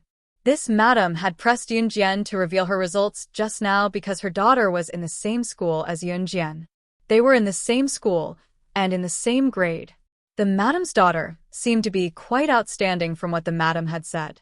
The madam had been pressing Yunjian to reveal her results because she wanted Yunjian to reveal her lousy results to show off her daughter's excellent results. Everyone present understood what the madam was trying to say when they heard what she said. Everyone knew why the madam had asked the question just now. In spite of it, everyone was dumbfounded when they heard what she said. Even Chinyiru did not expect Yunjian to answer in such a manner. "It's not high. She only got full marks for 4 subjects last time." Yunjian's exact words were, "Full marks for 4 subjects was not high. Who else in the whole of Longmen Junior High School, or even the whole of Longmen City, could be like Yunjian, getting full marks for all 4 subjects with such results? Was this a joke?" No matter how brilliant a student was, there would be times when they made mistakes. The few wealthy madams present swallowed hard when they heard Yunjian's words. The rich lady who wanted to use Yunjian to brag about her daughter's excellent results was especially stunned when she heard that. Yunjian's words were like a slap to the lady's face for what she had done just now, causing the rich lady's expression to darken. "Oh my God, Yuri, your daughter is so outstanding." Mrs. Yang, who was closer to Chinyiru, praised Yunjian loudly and from the bottom of her heart when she heard her. Chinyiru was not overly humble when she heard it. She knew that her daughter's results were good indeed. Of course, she had to be humble. Chinyiru nodded with a smile. "This child has done well. As mothers, we can only encourage her." Mrs. Yang was closer to Chinyiru, so she nodded in approval. "Yes, I like your daughter from the bottom of my heart. She's not like that rascal of mine, fooling around all day long." Mrs. Yang and Chinyiru then exchanged pleasantries. Yunjian, who was standing on the side, however, pressed her lips together and smiled. When Yunjian caught a glimpse of the madam who was trying to use her daughter's results to beat her, she made an excuse and left. It was obvious that Yunjian's words had embarrassed the madam. Thus, she quickly took her leave and left. Usually, people who could not find a sense of superiority in front of their peers would flee like this madam. There were many such people in reality. "Let's go out together next time." Mrs. Yang invited Chinyiru when she said goodbye to Chinyiru. "Sure, let's make an appointment next time.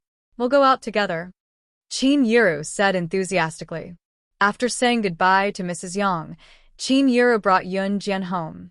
She even mentioned Mrs. Yang midway, and Qin Yuru praised her. Chapter 984. When she mentioned Mrs. Yang to Yun Jian, Qin Yuru said with a smile, "Actually, Xiao Wan was the one who introduced Mrs. Yang to me. She said that she was worried that I'd be bored at home alone, so she introduced Mrs. Yang to me. Mrs. Yang is a housewife. Her husband earns quite a lot, so she usually stays at home to take care of the kids. Her life is pretty easy. When Xiao Wan introduced Mrs. Yang to me last time, we got to know each other right away. Now that you're making so much money and I'm not working, it's pretty boring to stay at home, so I often find Mrs. Yang to chat with." Qin Yuru smiled as she spoke. Mrs. Yang was introduced to Qin Yuru by Dong Wan. Dong Wan was acquainted with Mrs. Yang herself. Qin Yuru, on the other hand, had already resigned. Back when Qin Yuru was working as a cleaner in New Cruise, her monthly salary was 1,500 yuan. She thought that it was exceptionally high. When she found out that her daughter was the director of New Cruise, Qin Yuru quit not long after.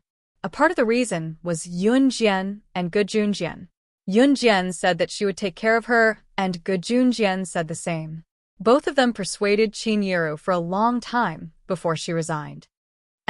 Seeing how Qin Yuru was beaming, Yun Jian smiled as well. It was obvious that she was in a good mood. When Qin Yuru saw that her daughter was looking at her, she smiled and said, "When you're done with your exams, we can ask Mrs. Yang and her family out to play." Yun Jian maintained her smile. They were already at the entrance of the house. For the next month or so, Yun Jian spent her time in school, while her classmates entered the final sprint. After all, the exams were coming soon. It was impossible for them not to be nervous. Compared to the other students, however, Yun Jian was nonchalant about it. During this time, Su Zetian's and Adam's injuries had improved greatly. Now, Su Zetian had taken back control of Falcon Hall from Duan Lei. Very soon, the Leopard Gang, which used to be the #1 gang in Jia Province, was completely integrated into Falcon Hall by Su Zetian. Of course, the leader of the Leopard Gang, Han Biao, continued to be in charge of the Leopard Gang's territory. It was just that the original Leopard Gang had become Falcon Hall. As for Han Biao and Su Zetian's boss, it became Yun Jian. Everyone else came as usual. After taking over the Leopard Gang, Yun Jian could now be called the boss of the #1 gang in Jia Province. All of this happened day by day. At this moment, the boss of the #1 gang in Jia Province, the terrifying woman Rakshasa, was sitting neatly in class. A month or so of peaceful life passed as promised. Today was another Saturday. However, today was Saturday. Yun Jian sat in the classroom and waited for class to end. Because next Tuesday was May Day, which was a 3-day-long holiday, classes were held until Saturday.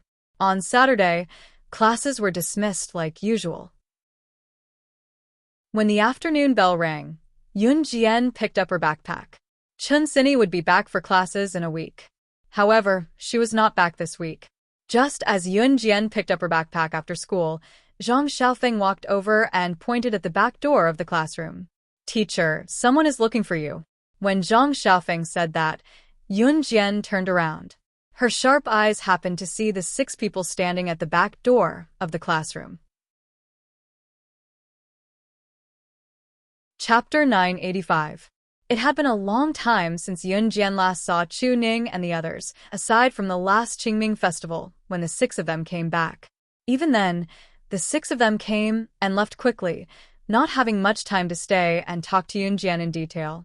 At the same time, Yun Jian roughly knew that life in the military academy was tough. Yun Jian had just picked up her bag. Usually, she was the quickest to react when school was about to end. Therefore, her classmates did not leave. Since Yun Jian was the slashing god of Team Monarch, her classmates usually paid more attention to Yun Jian's every move. Now that they heard Zhang Xiaofeng telling Yun Jian that someone was looking for Yun Jian, the class turned in unison to look at the 6 people standing at the back door of the classroom. Chu Ning was almost embarrassed by all the eyes staring at her. Yun Jian, on the other hand, could clearly see that Chu Ning and the others were tanned compared to the last time she saw them. Haha, Yunjian, I haven't seen you for so long. I missed you so much. Chu Ning waved at Yunjian when she saw Yunjian looking at her. Yunjian narrowed her eyes at the gesture and walked toward Chu Ning. You're finally free to come back? Yunjian raised a brow and asked Chu Ning in front of everyone's curious gazes. Yeah, Yunjian. You've never been there, so you don't know. That godforsaken place isn't a place for humans. Look at my fair skin. It's as dark as charcoal now. TSK, it's terrible. Chu Xiangnan chimed in from the side. Yunjian turned to look and saw that Chu Xiangnan's face looked like it was smeared with charcoal. After months of being exposed to the elements and the scorching sun, Chu Xiangnan's face was unbelievably dark. Yunjian's lips quirked up in amusement. Chu Ning, who was beside Chu Xiangnan, popped up to knock his head as usual. Silly Xiangnan, you're ugly to begin with. You're even uglier now, haha. Chu Ning did not feel that she had said anything wrong, even though she had said something against her conscience. Go, go, go. Chu Xiangnan grinned. The two of them were still bickering as usual. Right, Yunjian? We met a bunch of arrogant people over there. You don't know how arrogant they are. They're so annoying. They even compete with us every day. Chu said to Yunjian when she thought of something else after she was done fooling around. Yes, it's that group of people. I really want to blow their heads off. Chu Xiangnan added. However, Lu Shiyun, Jiang Weiwei, Feng Xiaoran, and Hong Fan did not say a word. It was obvious that Chu Ning and Chu Xiangnan were chatterboxes. However, before Yunjian could speak, a boy in the class jumped out in shock. He looked at Chu Ning and the rest, then at Yunjian, and asked in horror, Are you guys members of the legendary Team Monarch? Yunjian was the killing god of Team Monarch. As for Team Monarch, everyone in the class knew that it was a team made up of people who were around the same age as the students present. However, such a team had now become the Advanced Special Forces. Such an achievement was a legend even in the Z country's military. Today, the other 6 members of Team Monarch came to the school to look for Yunjian. All 7 members of Team Monarch were standing there. Chapter 986. Everyone in the class was shocked by the boy's words. So, the 6 people standing at the door were all members of Team Monarch? Haha, you know us? Chu Xiangnan, who was still joking around with Chu Ning, was shocked when he heard the boy's words. As the saying goes, the onlooker sees the game better than the player. Chu Xiangnan had no idea that his Team Monarch had become so popular. In the mouth of this boy, he actually used the word legendary. Are you guys really from Team Monarch? The boy did not answer Chu Xiangnan's question. Instead, he looked at Chu Xiangnan in shock and disbelief. Ha! Chu Xiangnan tossed his hair and put on a cool expression. Of course. Remember, I'm the coolest in Team Monarch. Cool my *SS, say that again, and you'll go home and kneel on the washboard. Chu Ning pushed Chu Xiangnan away with a light push. Yunjian stood in the classroom, but most of them had their eyes on her. There must be a lot to do in the military academy, right? Yunjian looked at Chu Ning and the rest and asked after a long while. There are a lot of things to do. We thought we could come back once every 2 to 3 weeks, but it took us so long to come back for the second time. Lu Shiyun, who was standing beside Chu Ning and Chu Xiangnan, continued Yunjian's words. Lu Shiyun had always been a calm person. But Yunjian, if it's you, it won't be a problem for you to come home once a week. Once you're strong enough, you can apply to the school to do whatever you want, even if it means skipping class. Feng Xiaoran added from behind. Hearing their conversation, some of the students in the class were even more shocked. Yunjian's ability was this strong? Haha, Yunjian, I've been waiting for you to come to the military academy. Then, all the members of Team Monarch will be here. Chu Ning added. Hearing their conversation, some of the students in the class could not help but envy Yunjian's friendship with Chu Ning and the rest. Why haven't any of you left after school? At that moment, the old Teacher Yu, who was passing by the classroom, noticed that none of the students had left the school. She found it strange, so she walked in from outside the classroom and asked. Due to the frequent incidents of gang fights in the school, the teachers could not help but be cautious. However, when Teacher Yu entered the classroom, a rowdy student immediately said, "Teacher, they're members of Team Monarch. They're here for Yunjian." Since Team Monarch was rather famous now, their homeroom teacher, Mr. Yu, had naturally heard of them. They came back from the military academy to visit Yunjian. That's amazing. Another student jeered at the teacher. Teacher Yu turned to look at Yunjian. In fact, Teacher Yu did not particularly like the fact that Yunjian had lured the other members of Team Monarch to the school, namely Chu Ning and the rest who came to the classroom to look for Yunjian. Therefore, Teacher Yu looked at Yunjian with a frown. Yunjian, since your goal is to get into the military academy, you should study hard. You can only get into the military academy if you're capable. Apart from studying, you should strengthen your body. Otherwise, the military academy's requirements are high and you're a girl. If you're too weak, they might not even accept you. In the end, Teacher Yu was trying to warn Yunjian not to play any tricks. Chapter 987. Chu Xiangnan had always said whatever was on his mind, and did not know what taboo to avoid. However, when Chu Xiangnan spoke the truth openly, everyone present was completely dumbfounded by his words. What? The other 6 members of Team Monarch could not defeat Yunjian even if they worked together? Which one of the members of Team Monarch was not several times more powerful than their peers? Otherwise, they would not have been selected by Good Junjian to join the military. The military was not a place where any ordinary person could join. More importantly, the other 6 members of Team Monarch had also become members of the Advanced Special Forces. It was the dream of countless Special Forces soldiers to join the Advanced Special Forces, and some might not even be qualified in their entire lives. Therefore, it was safe to say that every member of Team Monarch was an invincible existence to their classmates who could take on all of them alone. However, Chu Xiangnan's words just now completely shocked everyone. Teacher Yu's expression especially changed when she heard Chu Xiangnan mention Yunjian. Chu Xiangnan's words just now were like a slap to her face. Teacher Yu suddenly felt that what she said just now was rather stupid. It was that statement that a girl like Yunjian was too weak to enter the military academy. Feng Xiaoran seemed to think that it was not enough after Chu Xiangnan finished speaking. He laughed out loud and said, "That's right. None of us dare to admit it." Yeah. None of us dare to deny that. Forget the fact that the 6 of us can't defeat her. I don't think any of the instructors in our military school are her match either. What do you mean by probably? It's the truth. Chu Xiangnan added with a laugh. If the students present and Teacher Yu's understanding of Yunjian's strength were only limited to rumors, then at this moment, everyone present received clear confirmation.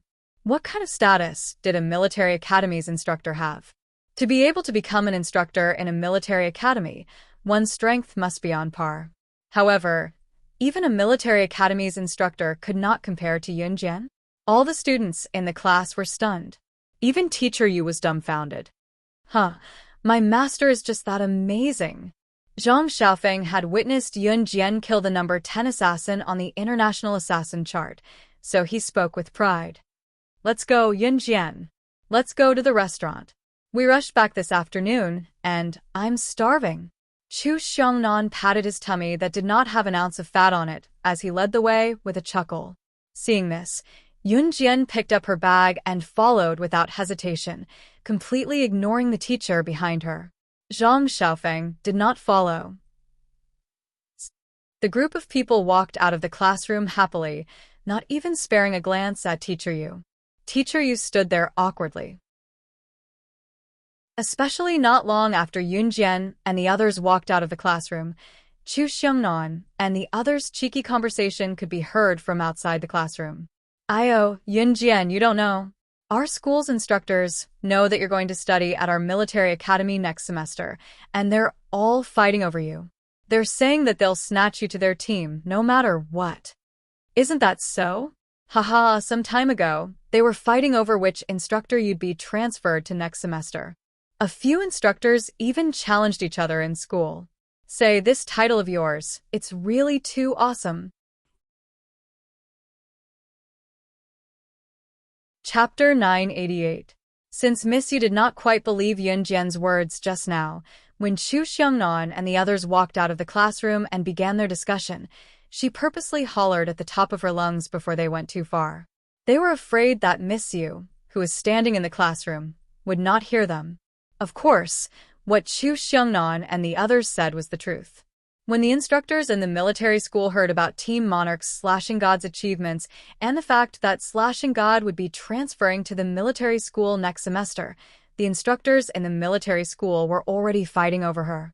They had even gotten into a fight not too long ago. Fortunately, the chief instructor stopped them in the end, and it did not lead to any trouble. Of course, with Chu Xiangnan and the others' loud mouths, their voices could be clearly heard by their homeroom teacher, Miss Yu. Miss Yu's astonishment was indescribable.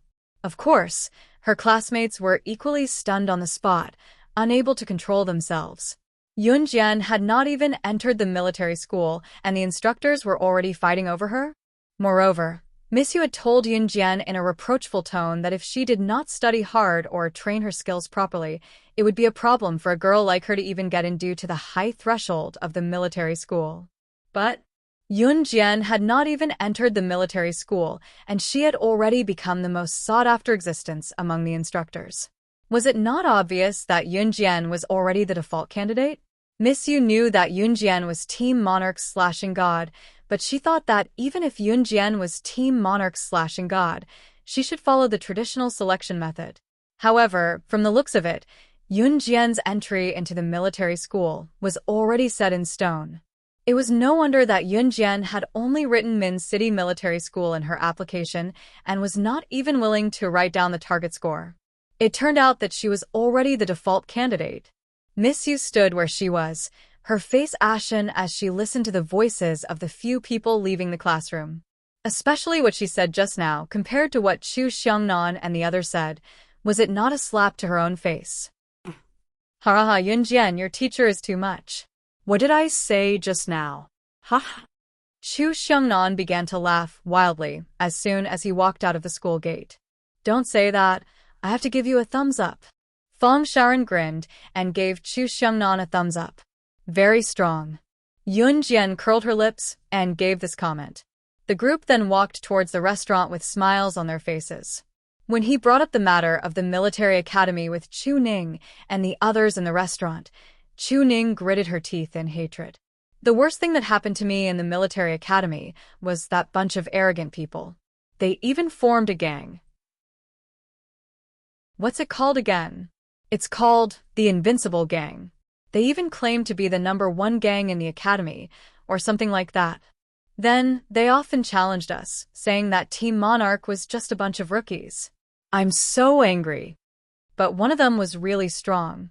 There was once when the 6 of us fought against him alone. Other than Wei Wei, we were all defeated. Even Wei Wei was almost injured.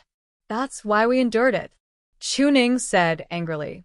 With that, she scooped up a mouthful of rice with a spoon and chewed fiercely. It was as if the rice in her mouth was that group of people and she could not wait to tear them into pieces. That's right, Chu Xiangnan added angrily. Even so, Chu Ning and Chu Xiangnan did not ask Yun Jian to help them beat up that group of people. Yun Jian smiled and continued. So, in order to fight them, you've been training and turning yourselves black. Chapter 989. Black people. This was a rather vivid comparison. It should be known that before Chu Ning and the rest went to the military academy, although they had plenty of training in the army, their skin was still so fair that it was glowing. What about now? It was not that Yun Jian was exaggerating, but Chu Ning and her friends were tanned.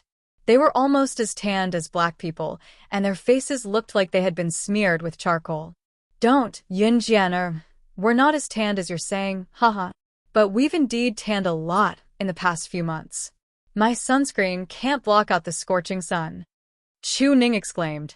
After saying that, Chu Ning reached out her hand and rubbed her face hard, as if she could rub the dark skin off her face with this rubbing. Haha, you're the most obvious tanned one among us. Chu Xiangnan reached out to pinch a piece of fat on Chu Ning's face before quickly retracting his hand and teasing her with a chuckle. Go away, go away. Are you looking for a beating? I'm talking to Yun Jian. Being pinched by Chu Xiangnan, Chu Ning clenched her fists and gestured at Chu Xiangnan. All right, stop fooling around, both of you. Jiang Weiwei spoke up, stopping Chu Ning and Chu Xiangnan from fooling around. Sigh. We'll have to go back to the military academy after Labor Day. Huh. Yun Jian, don't worry. We'll train well before you come to school. Chu Ning gestured at Yun Jian with her fists clenched and assured Yun Jian confidently. Yun Jian nodded with a squint. Chu Ning and her friend's performance gave Yun Jian a brand new feeling that they were working hard. It was a feeling that Yun Jian appreciated very much. If there were other people, they would have been waiting for Yun Jian to make a move when they saw how capable Yun Jian was. However, Chu Ning and her friends did not. Even if Chu Ning and her friends could not defeat the invincible gang they mentioned, they would not back down. No one was born a powerhouse. Every powerhouse was a heaven-defying existence that had gone through countless trials and tribulations. Chu Ning and her friends took the time to visit Yun Jian before they went home after dinner. They did not have much time on holiday. Other than visiting Yun Jian, they had to report to Good Jun Jian that they were safe and go home. After spending a few days with their families, they had to rush back to the military academy. When they bid Yun Jian farewell, Chu Ning hugged Yun Jian for a while. When they were about to leave, Chu Ning turned and took 2 steps before she suddenly thought of something and turned back to look at Yun Jian. Oh right, Yun Jian, you'll be having your midterm exams in 2 months. Once you're done, won't you have your break 2 weeks earlier than other grades? Why don't you come and play with us after the holidays? We're bored to death at school. Chu Ning stuck out her tongue as she spoke. Yeah, you're having your summer break 2 weeks earlier than us, so you can come to Min City to look for us. Just as Chu Ning finished, Jiang Weiwei's eyes flickered as she invited Yun Jian. Jiang Weiwei rarely invited others, so Yun Jian turned to look at her the moment she opened her mouth. Although Jiang Weiwei's behavior at the beginning was unpleasant, she had to admit that Jiang Weiwei was very friendly now. Chapter 990. Hearing Yun Jian's promise, Chu Ning and the others were quite happy. Then, Chu Ning and the others went home. Yun Jian had been living quite comfortably recently. She crossed her arms in front of her chest and watched Chu Ning and the others leave. Then, she pursed her lips and smiled slightly. Then, she turned around and prepared to go home. Ever since she was assassinated by Gu Nianji, Yun Jian had been thinking about it. Gu Nianji's words last time were 90% true. As for the other 10%, it still needed to be investigated. But no matter what, Yun Jian believed one of the things Gu Nianji said. That was, in Yulong Continent, her name had already been placed on the billboard. This billboard was not a good ranking. It was a list of assassinations. Yun Jian had already told Si about this. After Si found out about this, he launched a crazy investigation together with a previous assassination. But so far, there was no conclusion.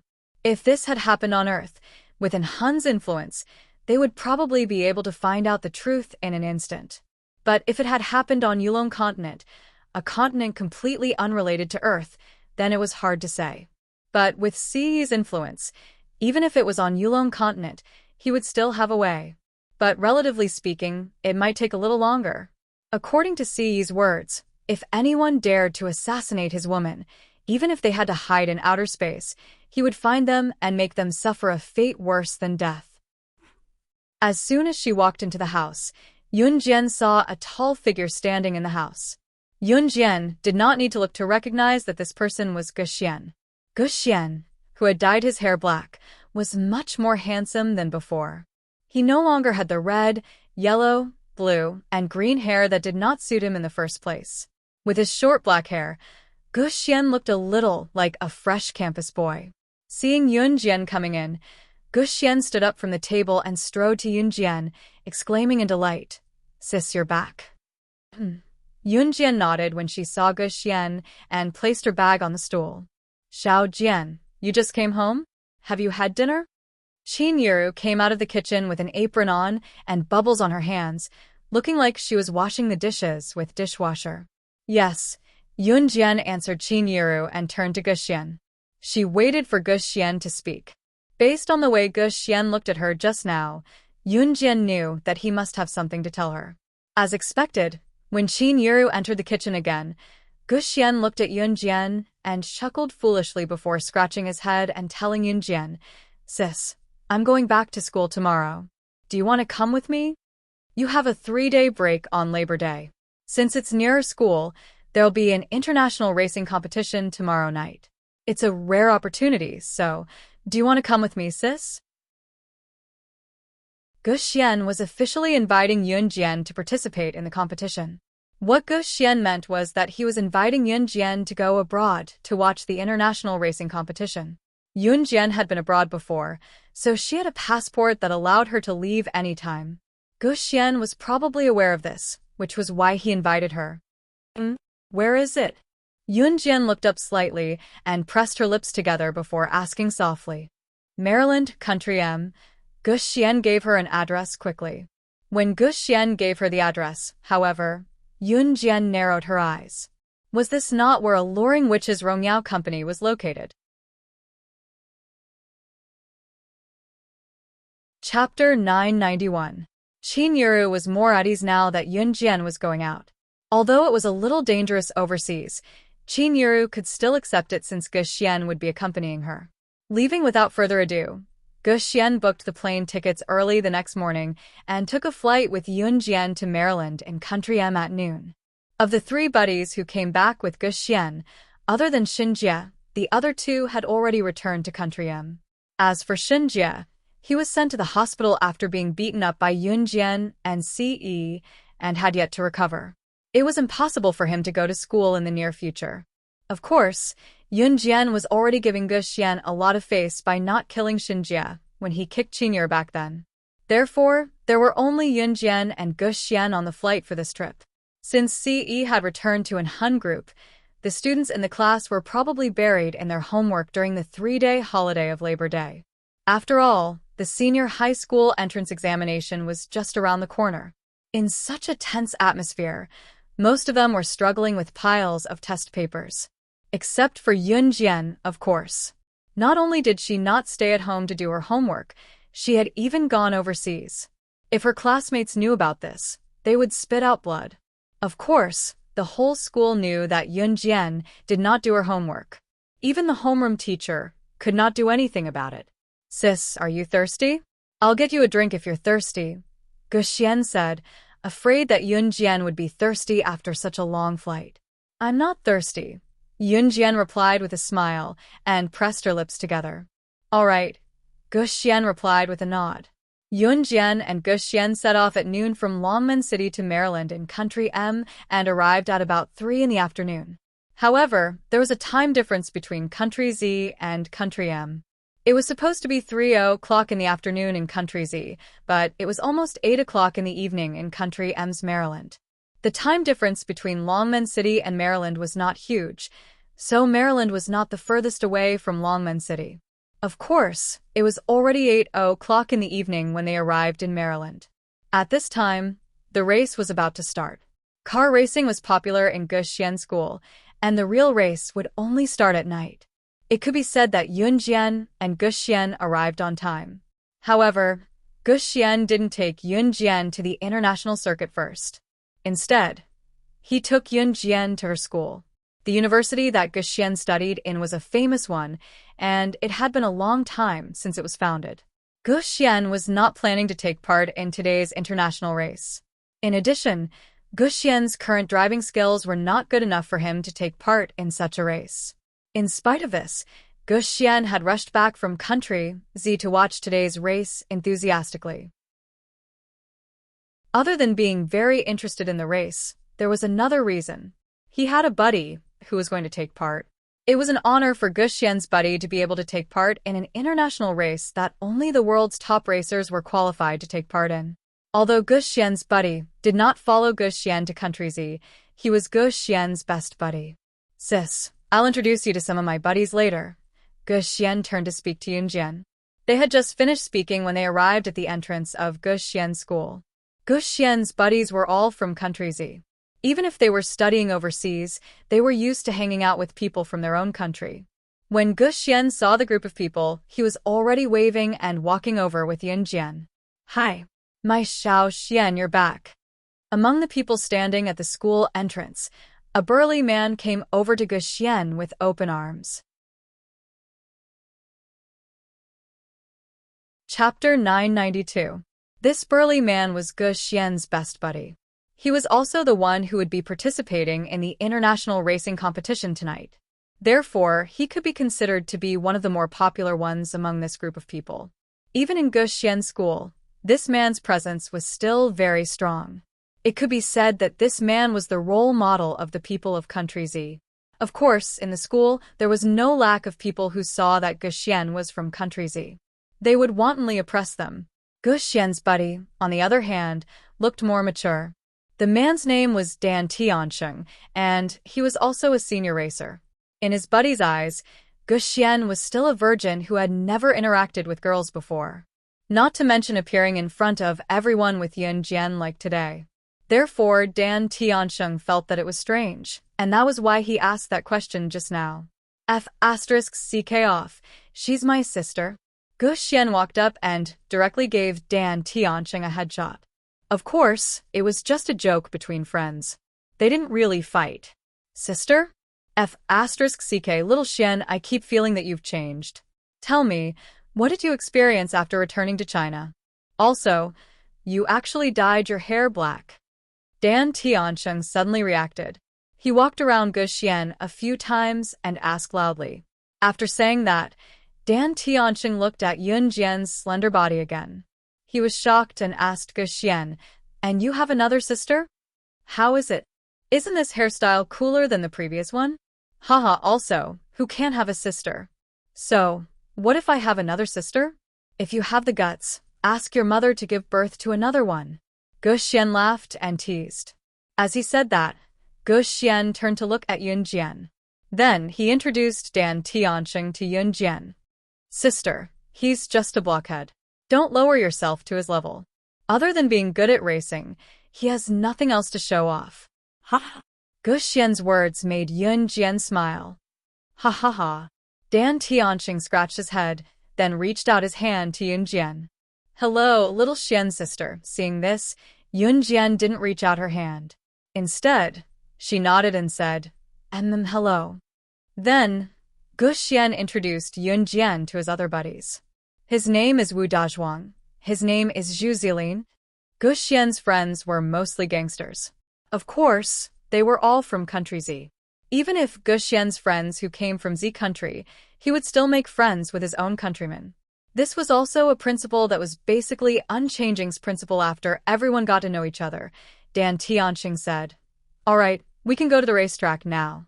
My race will start soon." Xian's. There were many female cheerleaders on the racing track or in other kinds of competitions. Therefore, Dan Tiansheng wanted Yun Jian to be his cheerleader and cheer him on. Yun Jian was pretty, so Dan Tiansheng thought that if a beautiful girl like Yun Jian cheered him on, it would definitely increase his popularity. But just as Dan Tiansheng was thinking about this, Gu Xian suddenly said, "By the way, Tiansheng, do you know if there's a way to let someone join the race in the middle of tonight's race?" Gu Xian wanted Yun Jian to participate in the race. However, Dan Tiansheng and the others wouldn't consider this at all. Chapter 993. To be honest, with Gu Xian's ability, if he wanted to participate in the international racing competition tonight, he was still far from enough. The reason why Dan Tiansheng could participate in tonight's international racing competition was purely because of his connections. In this day and age, nothing could be done without connections. Dan Tiansheng's own strength was quite good. With connections and outstanding strength, it was inevitable that Dan Tiansheng would be able to participate. After hearing Gu Xian's words, Dan Tiansheng thought that Gu Xian wanted to participate in the competition himself, so Dan Tiansheng was silent for a while before he spoke again. "Little Xian, if you want to participate in tonight's competition, it's not impossible. I'll see if I can pull some strings and arrange for you two. Before he could finish his words, Guxian immediately interrupted. As he spoke, he pointed at Yunjian and said, "No, I'm not participating. It's my sister. If you can arrange it, you can arrange a race for her." When he was driving Yunjian's Ferrari sports car and almost lost his life due to a brake failure, it was Yunjian who robbed someone else's sports car and saved him. At that time, Yunjian's driving skills had caused an uproar. At that time, Yunjian's driving skills were not as simple as just racing. Guxian was now 100% confident that Yunjian's driving skills were definitely better than his buddy Dan Tianqing's. With such results, it would be a pity if she didn't participate in today's international racing competition. Therefore, Guxian wanted to compete for a spot for Yunjian. However, when Guxian said this, Dan Tianqing and Guxian's other buddies were all dumbfounded. What? My little Xian, are you stupid? Are you out of your mind? Do you know how dangerous racing is? You actually want your sister to participate? You? After Dan Tianqing reacted, he looked at Yunjian in surprise and said to Guxian. However, before Dan Tianqing could finish his sentence, he was interrupted by Guxian. Tianqing, do you think I'm stupid? Do I look like the kind of person who would harm my sister? Guxian purposely kept him in suspense. Little sister, right? Huh? As Guxian spoke, he looked at Yunjian and continued. Besides, you must want to participate too, right? After all, today's competition is international. Yunjian narrowed her eyes and smiled. She said indifferently, "I'm fine with anything." She had no interest in taking part in the race or not. Yunjian wasn't here for the race. Yunjian came here simply to have a look at Rongyao Company. After all, this was her company from her previous life. Although she had given full authority to the demoness, it was still a company that bore her name. Of course, she could not ignore it. Look, even my sister said she wants to participate. Hurry up and get her a spot. Guxian made up a story that Yunjian wanted to participate and then said to Dan Tianqing with a smile, "Little Xian, it's not that I don't believe you, but you want me to believe that your sister can drive a race car? I really don't believe that. You're a racer yourself. You must know how important it is to be a racer. It's not that I'm looking down on your sister, but can your sister really drive a race car? Her body is too thin and weak." Dan Tianqing frowned and said. Just as he said this, he was interrupted by Guxian. "Pfft, I knew you would say that. Haha, just because you said that. The last time I raced with someone, my brakes failed. Do you know who saved me? It was my sister. I can guarantee that there is no racer in this world who can do that." Chapter 994. In the ears of Dan Tianqing and the others, Guxian's words were like being hit by a huge wave. That kind of feeling wasn't something that ordinary people could understand. Instinctively, Dan Tianqing and the others thought that Yunjian was simply following her brother Guxian to watch the racing. But when Guxian exaggerated what happened last time, Dan Tianqing and the others opened their mouths wide, as if they had seen a ghost. The few people present were all racers, so everyone was very clear about the importance of a qualified racer's physical fitness. But what about Yunjian? Yunjian had gained a lot of weight compared to when she had just been reborn. Of course, according to Yunjian's body when she had just been reborn, she could be described as skinny as a match. And now, although Yunjian had gained a lot of weight, her body was still curvaceous. She had the standard figure of someone who looked thin with clothes on but was muscular without clothes. She looked quite thin, so Dan Tianqing and the others didn't suspect her at all. Moreover, racers nowadays were generally men. After all, racing was a profession that put one's life on the line at any time. So most people in this industry were men. And Yunjian, not only was she thin, but she was also a girl. A girl racing? What kind of joke was that? But when everyone heard Guxian's words, they didn't think it was a joke and found it funny. "Oh my god. Little Xian, your sister is too amazing." Dan Tianqing's reaction was the most intense. He looked at Yunjian and made exaggerated movements with his hands. After that, Dan Tianqing patted his chest and said, "Haha, I'll find someone to try this for you. But if it doesn't work, then I really can't do anything, and no problem. It's already very good that you're willing to help my sister. You're a good brother. Gu Xian punched Dan Tianqing's chest hard and laughed loudly. Hee hee, okay, little sister, let's go. I'll drive you to the racing track. Let's go there earlier. Dan Tianqing turned his head and called Yun Jian little sister. Then he laughed out loud. Yun Jian didn't mind. Although Dan Tianqing called her little sister, she also felt strange when she heard it. The racetrack was not far from here. Shan Tianqing drove the car and soon took everyone to the racetrack. During the race, the organizers of the racetrack would prepare their own sports cars. Therefore, Shan Tianqing's van could carry many people at once. As soon as they entered the racing track, everyone was shocked by the lively atmosphere in front of them. Whether it was the spectator stand or the racing track, they were a dozen times larger than Longmen City's racetrack. The scale was also much larger. Let's sit over there for a while. It hasn't started yet. Dan Tianqing had just entered the arena when he led everyone to the viewing platform. You guys go ahead first. I have something to do, Yun Jian said. She pursed her red lips and waved her phone. Ah. Little sister, what else do you want? Dan Tianqing was surprised. After all, Yun Jian was unfamiliar with this place. What could she possibly have to do? Sister Jian. Just as everyone was surprised that Yun Jian had something to do, a crisp and mature female voice rang out. Yun Jian knew that Temptress must be here once she heard it, so she turned around. Temptress had actually seen her current body before. She had also bumped into Temptress not too long ago, so it was not surprising that Temptress could recognize her now. An enchanting woman was walking toward them. She was Temptress. Temptress came to Yun Jian in a few steps. However, when Dan Tianqing and the others saw the demonic woman clearly, their faces instantly froze, and even their breathing stopped. Rongyao Company's CEO? Are you one of the organizers of this race? Why are you here? Dan Tianqing's face froze at the sight. When everyone recovered, they were even more terrified.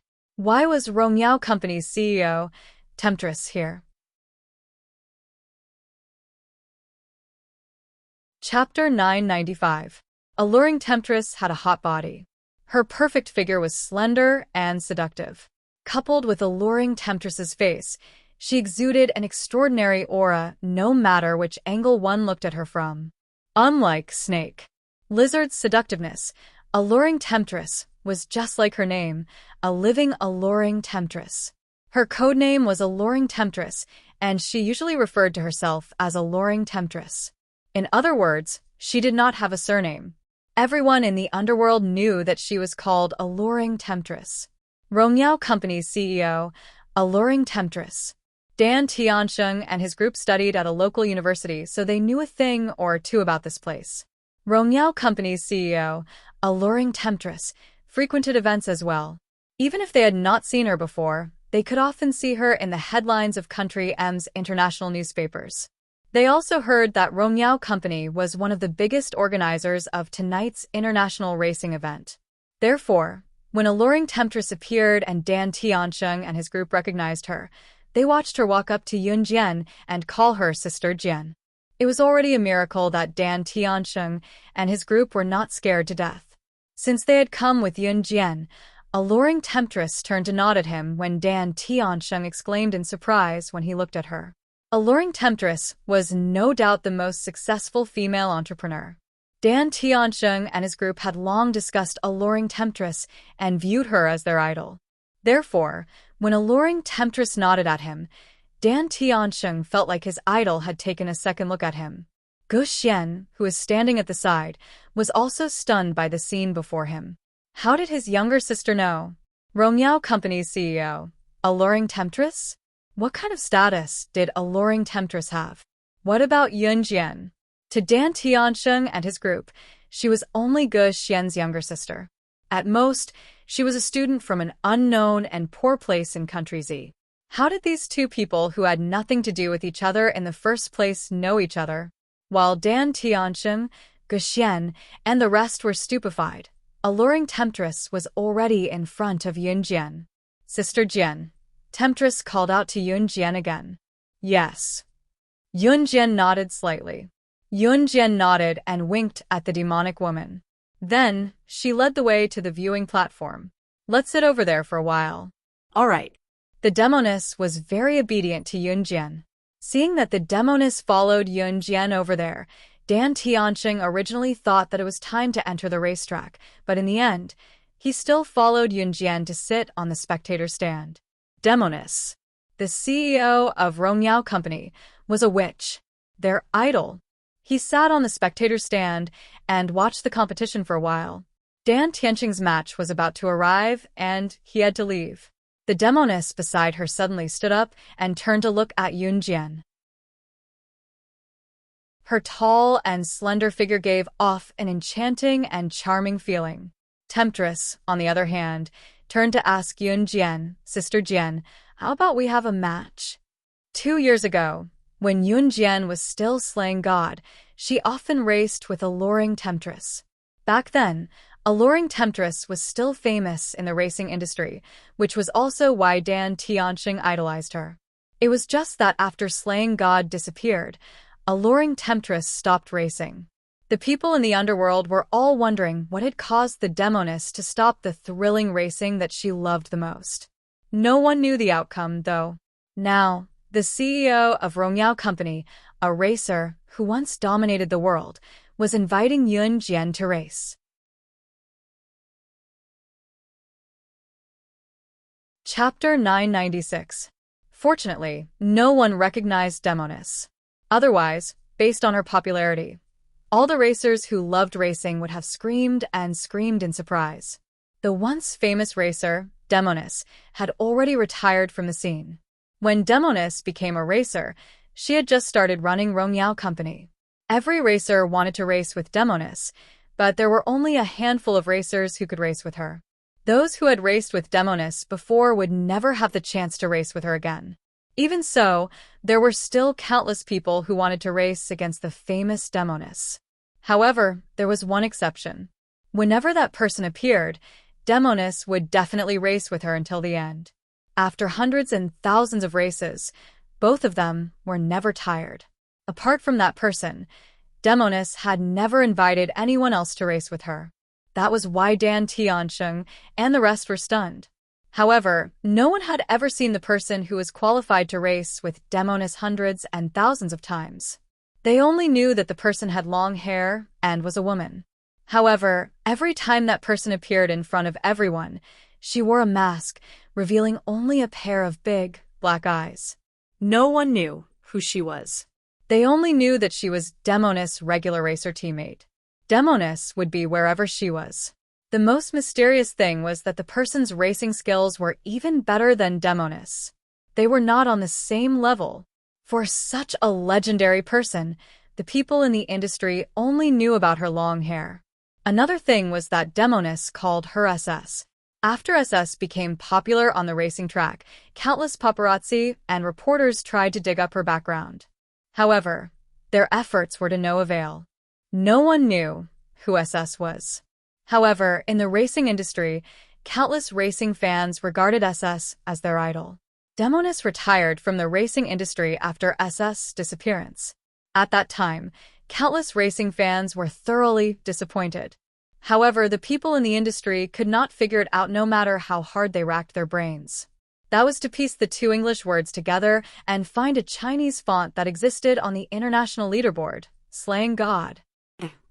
Demoness had been out of the racing circle for a long time, so when Demoness stood up and turned to look at Yunjian, personally inviting Yunjian to race, Dan Tianqing's back straightened. Gu Xian's eyes lit up. He was terrified and panicked because other than the legendary SS, no one else had ever been invited by the witch.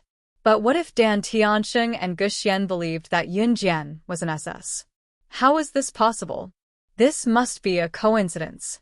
Perhaps it was because Yunjian was really outstanding? Good. We haven't had a match for 2 years. Let's have a good time today. Yunjian narrowed her eyes and smiled.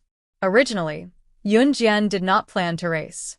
She came to Country M to see the situation of Rongyao Company. She was, after all, the the chairman of Rongyao Company. Now that she had handed the Rongyao Company over to that demoness, she could not just ignore it. 2 years? Wait, the SS who raced with Demoness had also gone missing 2 years ago. Demoness had not raced since then. There were only a handful of people who had raced with Demoness. If that was the case, then Yun Jian, who had raced with Demoness, isn't that the legendary SS that even the Demoness couldn't compete with? But how is that possible? Yun Jian was an SS? This. Chapter 997. While Dan Tiansheng and the others were thinking about it, Yun Jian and Alluring Witch had already hopped nimbly from the spectator's stand to the flat ground. Yun Jian's agility and dexterity gave Dan Tiansheng and the others a shock. Dan Tiansheng had even forgotten that he was going to participate in the racing competition. Xiao Xian, who's your younger sister? She even knows Rongyao Company's CEO. Moreover, from the way she jumped down from the stairs just now, it seems that her skills aren't bad. Dan Tiansheng sighed deeply and then said with a pout, "What are you thinking? No matter who she is, she's my younger sister." Gu Xian said after rapping his buddy Dan Tiansheng's head. Gu Xian paused for a beat before continuing. "Xiao Jian is an amazing girl indeed. She's an advanced special forces soldier in my dad's military now." Dan Tiansheng was not from Longmen City, Norja Province, but he was from Country Z. He did not know much about the military, nor did he know anything about Team Monarch. However, Dan Tiansheng knew one thing: advanced special forces soldiers. Those who could become advanced special forces soldiers were undoubtedly the best of the best. Therefore, when Gu Xian finished speaking, Dan Tiansheng had already gone up to Gu Xian and wrapped his arm around Gu Xian's shoulder, exclaiming in shock and confusion. What? Advanced Special Forces soldier? Your younger sister? **CK. As Dan Tiansheng said this, he was stunned for a moment. Then he reacted. "You're amazing, Xiao Xian. You even found yourself an Advanced Special Forces soldier's younger sister. Your sister is actually a member of the Advanced Special Forces." Just as Dan Tiansheng was speaking up to this point, Dan Tiansheng's expression changed. Gu Xian reached out his hand and pulled off his buddy Dan Tiansheng's hand from his shoulder. Just as he was about to reply to Dan Tiansheng, he heard a voice coming from the radio. "Brother Dan Tiansheng? Oh my god, it's Rongyao Company's CEO who retired from racing earlier. Alluring demon, you're back in racing? Am I seeing things?" Normally, the host of this international racing competition would be mature and steady. But when he heard the exclamations coming from the broadcast, it wasn't hard to see how shocking the return of Demoness to the racing circle was. The shocked voice that came from the broadcast was a female voice. Because of the return of the demonic woman, the voice sounded very shocked at this moment. However, not long after this woman's voice sounded, a man snatched the woman's loudspeaker. Then, the passionate and bold voice of another host could be heard. "After 2 years, our top racer, Siren, the president of Rongyao Company, has returned to the racing circle. Next, we'll be competing with our top racer, Demoness, against a young girl from Z Country who calls herself Yun Jian. Let's give them a warm welcome." The male and female hosts were both from the United States, and they spoke in English. Of course, whether it was Yun Jian, Siren, or Gu Xian and Dan Tiansheng, who had lived in Country M for a long time, English was not a problem at all. The hosts were obviously using Demoness to hype things up. The atmosphere in the venue was not very lively at first, but when the host said that, the tens of thousands of people sitting in the spectators' stands screamed when they heard that the top racer, Demoness, had returned.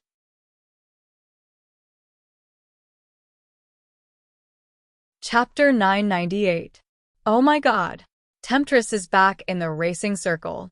Am I seeing things? I'm her #1 fan. In the spectator stands, there were already people who gripped their companions' shoulders in excitement and shook them with guffaws. Temptress is back. The atmosphere reached its climax in an instant. Of course, other than Temptress, there were also people talking about Yun Jian. Who's that girl who calls herself Yun Jian? What right does she have to compete with Temptress? Other than SS back then, I'm not convinced by anyone. Yeah. Who's that girl called Yunjian? How dare she compete with Lord Temptress of the racing circle? Get out of the racing circle. That's right, Yunjian, get out of the racing circle. After the voices of reverence for the demoness rang out, another voice soon reached the peak. It meant that Yunjian should get out of the racing circle. Ever since the match between SS and Temptress, any racer who competed with Temptress would be scolded by the fans of the two teams, telling them to get out of the racing circle, saying that they were unworthy of being a racer. Wait a minute, for example, this kind of sound was like the wind and clouds were surging. At the moment, Yunjian, who was spurned and asked to leave the racing circle by the audience, was wearing a helmet to prevent accidents.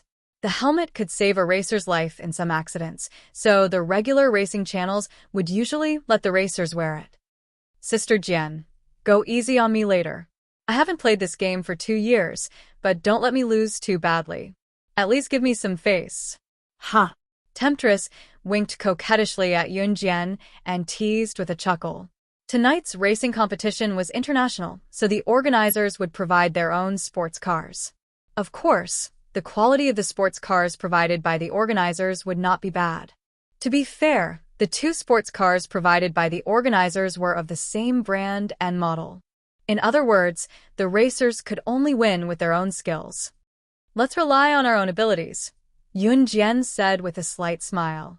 Haha, we can go to the starting track and get ready. Siren wasn't angry.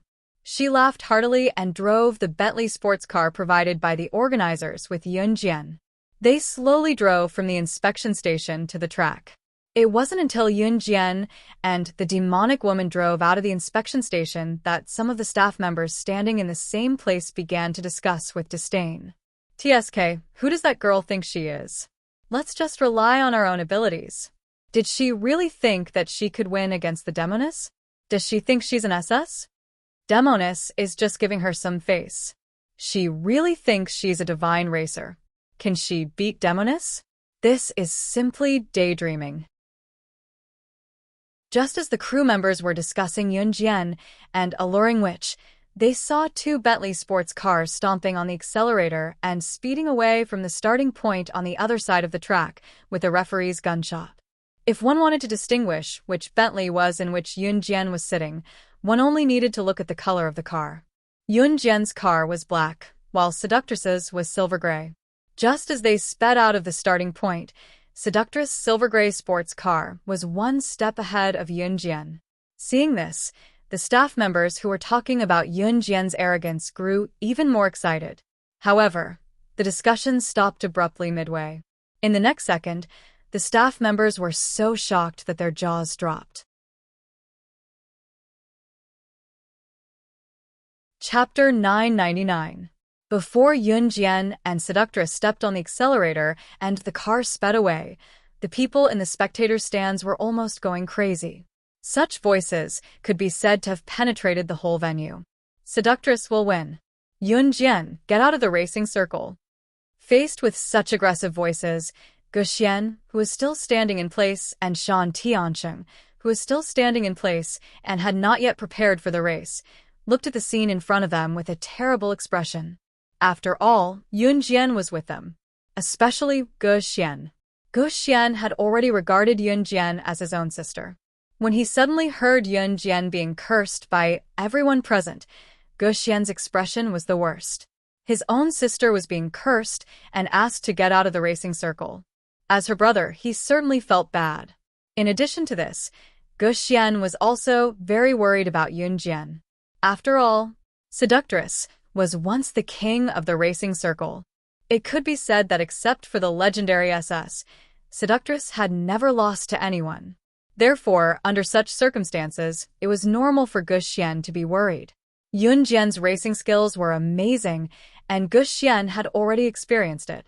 But compared to Seductress at this moment, the 2 Bentleys driven by Yunjian and Seductress had already sped out of the finish line.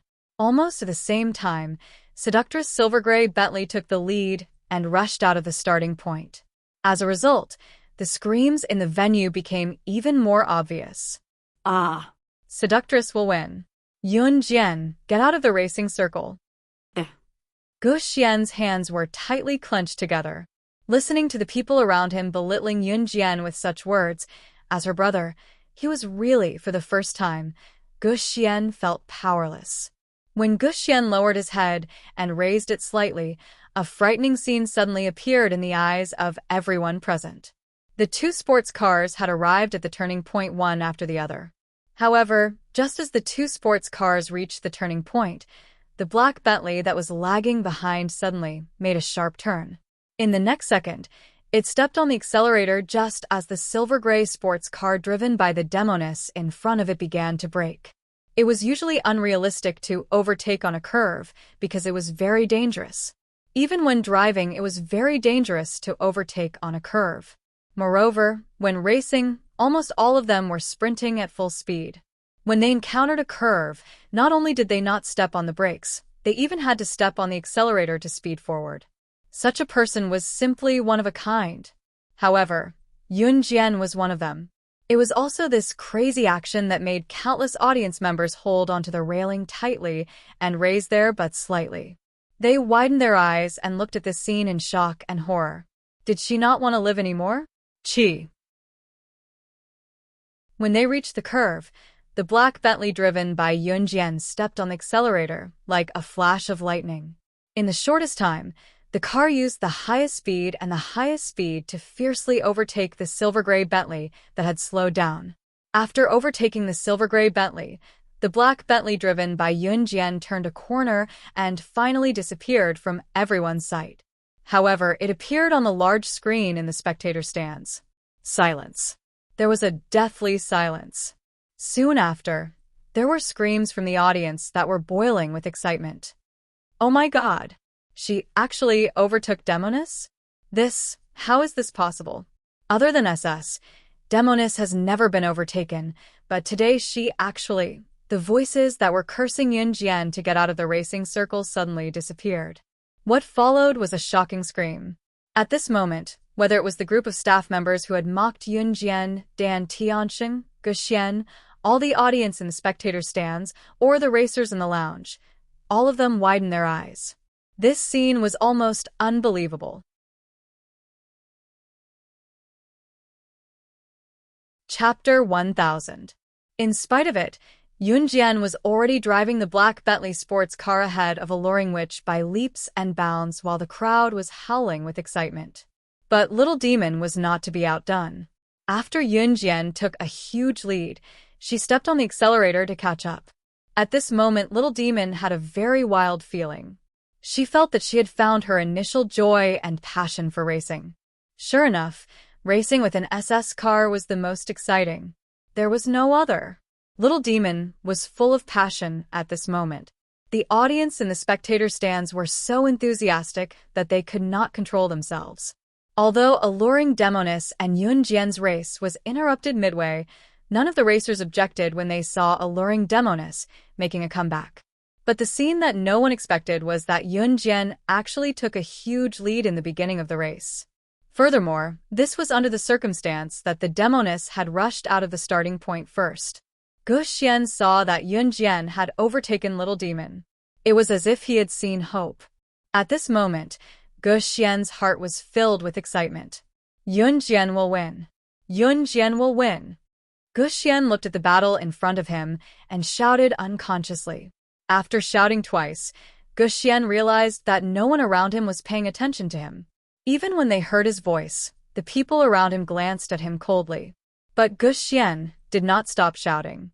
He elbowed Dan Tianxing in the stomach and then forced Dan Tianxing to shout with him.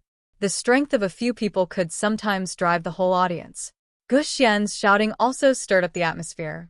Gradually, when they saw that Yun Jian had overtaken Little Demon, some people also shouted with Gu Xian. For a moment, the audience in the spectator stands were divided into two factions.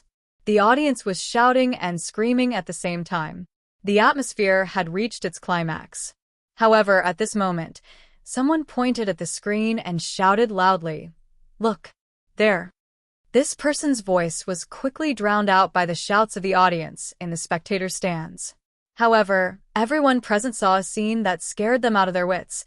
At this time, the sports car driven by Yun Jian, and the witch was about to reach the finish line.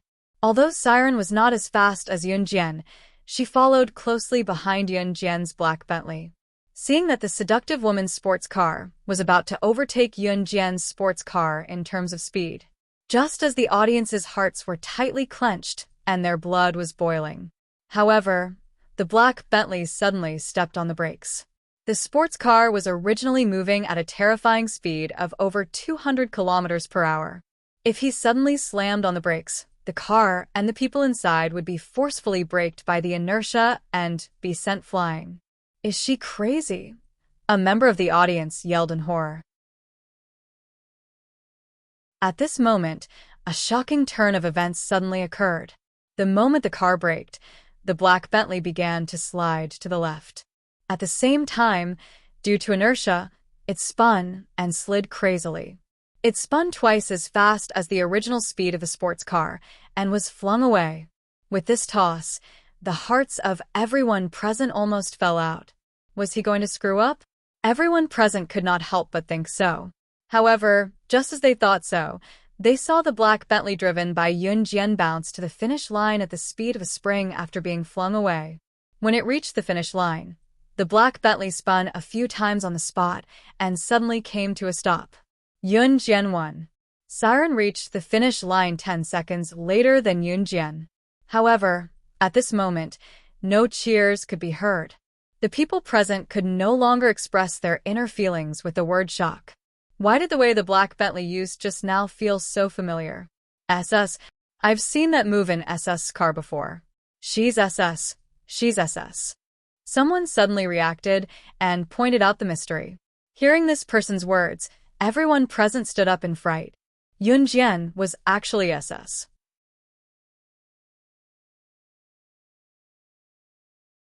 Chapter 1001. Those who had looked down on Yun Jian, including those who had insulted Yun Jian and demanded that Yun Jian get out of the racing circle when they heard about the race between Yun Jian and Siren. Those who had checked the station and said that Yun Jian was daydreaming if she thought she could beat Siren. Gu Xian, Dan Tiancheng, and the others. Everyone's eyes widened in horror as they stared at the scene in front of them in astonishment. The whole place was silent. Everyone had the same expression on their faces, stunned. At this moment, no one's expression was normal, especially those who had looked down on Yun Jian. They were all dumbfounded. Were they seeing things? The girl who looked like she was under 18 years old was actually SS. But at this moment, they had no choice but to believe it. Today was an international racing competition, and the people who came were all racing fans who had watched countless races. Many of the spectators were fans who had watched the SS race back in the day, and they were familiar with the SS driving skills. Wasn't Yun Jian's move the same as SS' usual move during the final sprint? As racing fans, they couldn't be wrong. After a moment of silence, the crowd began to roar and seethe. SS' appearance was even more shocking than the return of the top racer, Siren. And the most shocking thing of the day was that SS, who had been famous in the racing circle but had never shown her face, was actually a young girl. But if SS was so young now, then 2 years ago, how old was she? 13? 14? Oh my God. Everyone present was so shocked by this that they almost stopped breathing. At this moment, the driver's seat of the black Bentley parked at the finish line opened. Yun Jian's flawless face appeared in front of the crowd's eyes. SS, SS, SS. On the grandstand, someone led the crowd to shout at the top of their lungs. The atmosphere was 100 times hotter than before. Yun Jian frowned slightly when she heard the orderly cheers. Her delicate face made people feel even more excited. Not long after, the demoness silver-gray Bentley also braked at the finish line. She got out of the silver-gray Bentley in a rather handsome manner. Then, she swung the car door and closed it. The demonic woman laughed bluntly before she walked up to Yun Jian. She reached out her hand and stroked her hairline. Then, she said to Yun Jian as she walked, "Sister Jian, your driving skills are still amazing even after 2 years of absence. Ha! You've improved." Yun Jian narrowed her eyes and commented. Yun Jian never flattered people, but whatever came out of her mouth was definitely the truest words. The demoness driving skills had indeed improved. If it was 2 years ago, she would have been left far behind. Ha! Of course. Demoness was not bashful from Yun Jian's compliment. Instead, she admitted it openly. As they spoke, Yun Jian and Alluring Witch walked out of the racetrack side by side. Just as they exited the track, a large group of reporters who had already brought their cameras swarmed toward them, all of them dashing toward Yun Jian. Hello. May I ask if you're SS who suddenly disappeared 2 years ago? Do you know that Demoness disappeared from the racing scene after you disappeared? Can you explain why you left the racing scene back then? May I ask if you'll make a comeback? Why didn't you show your real face before?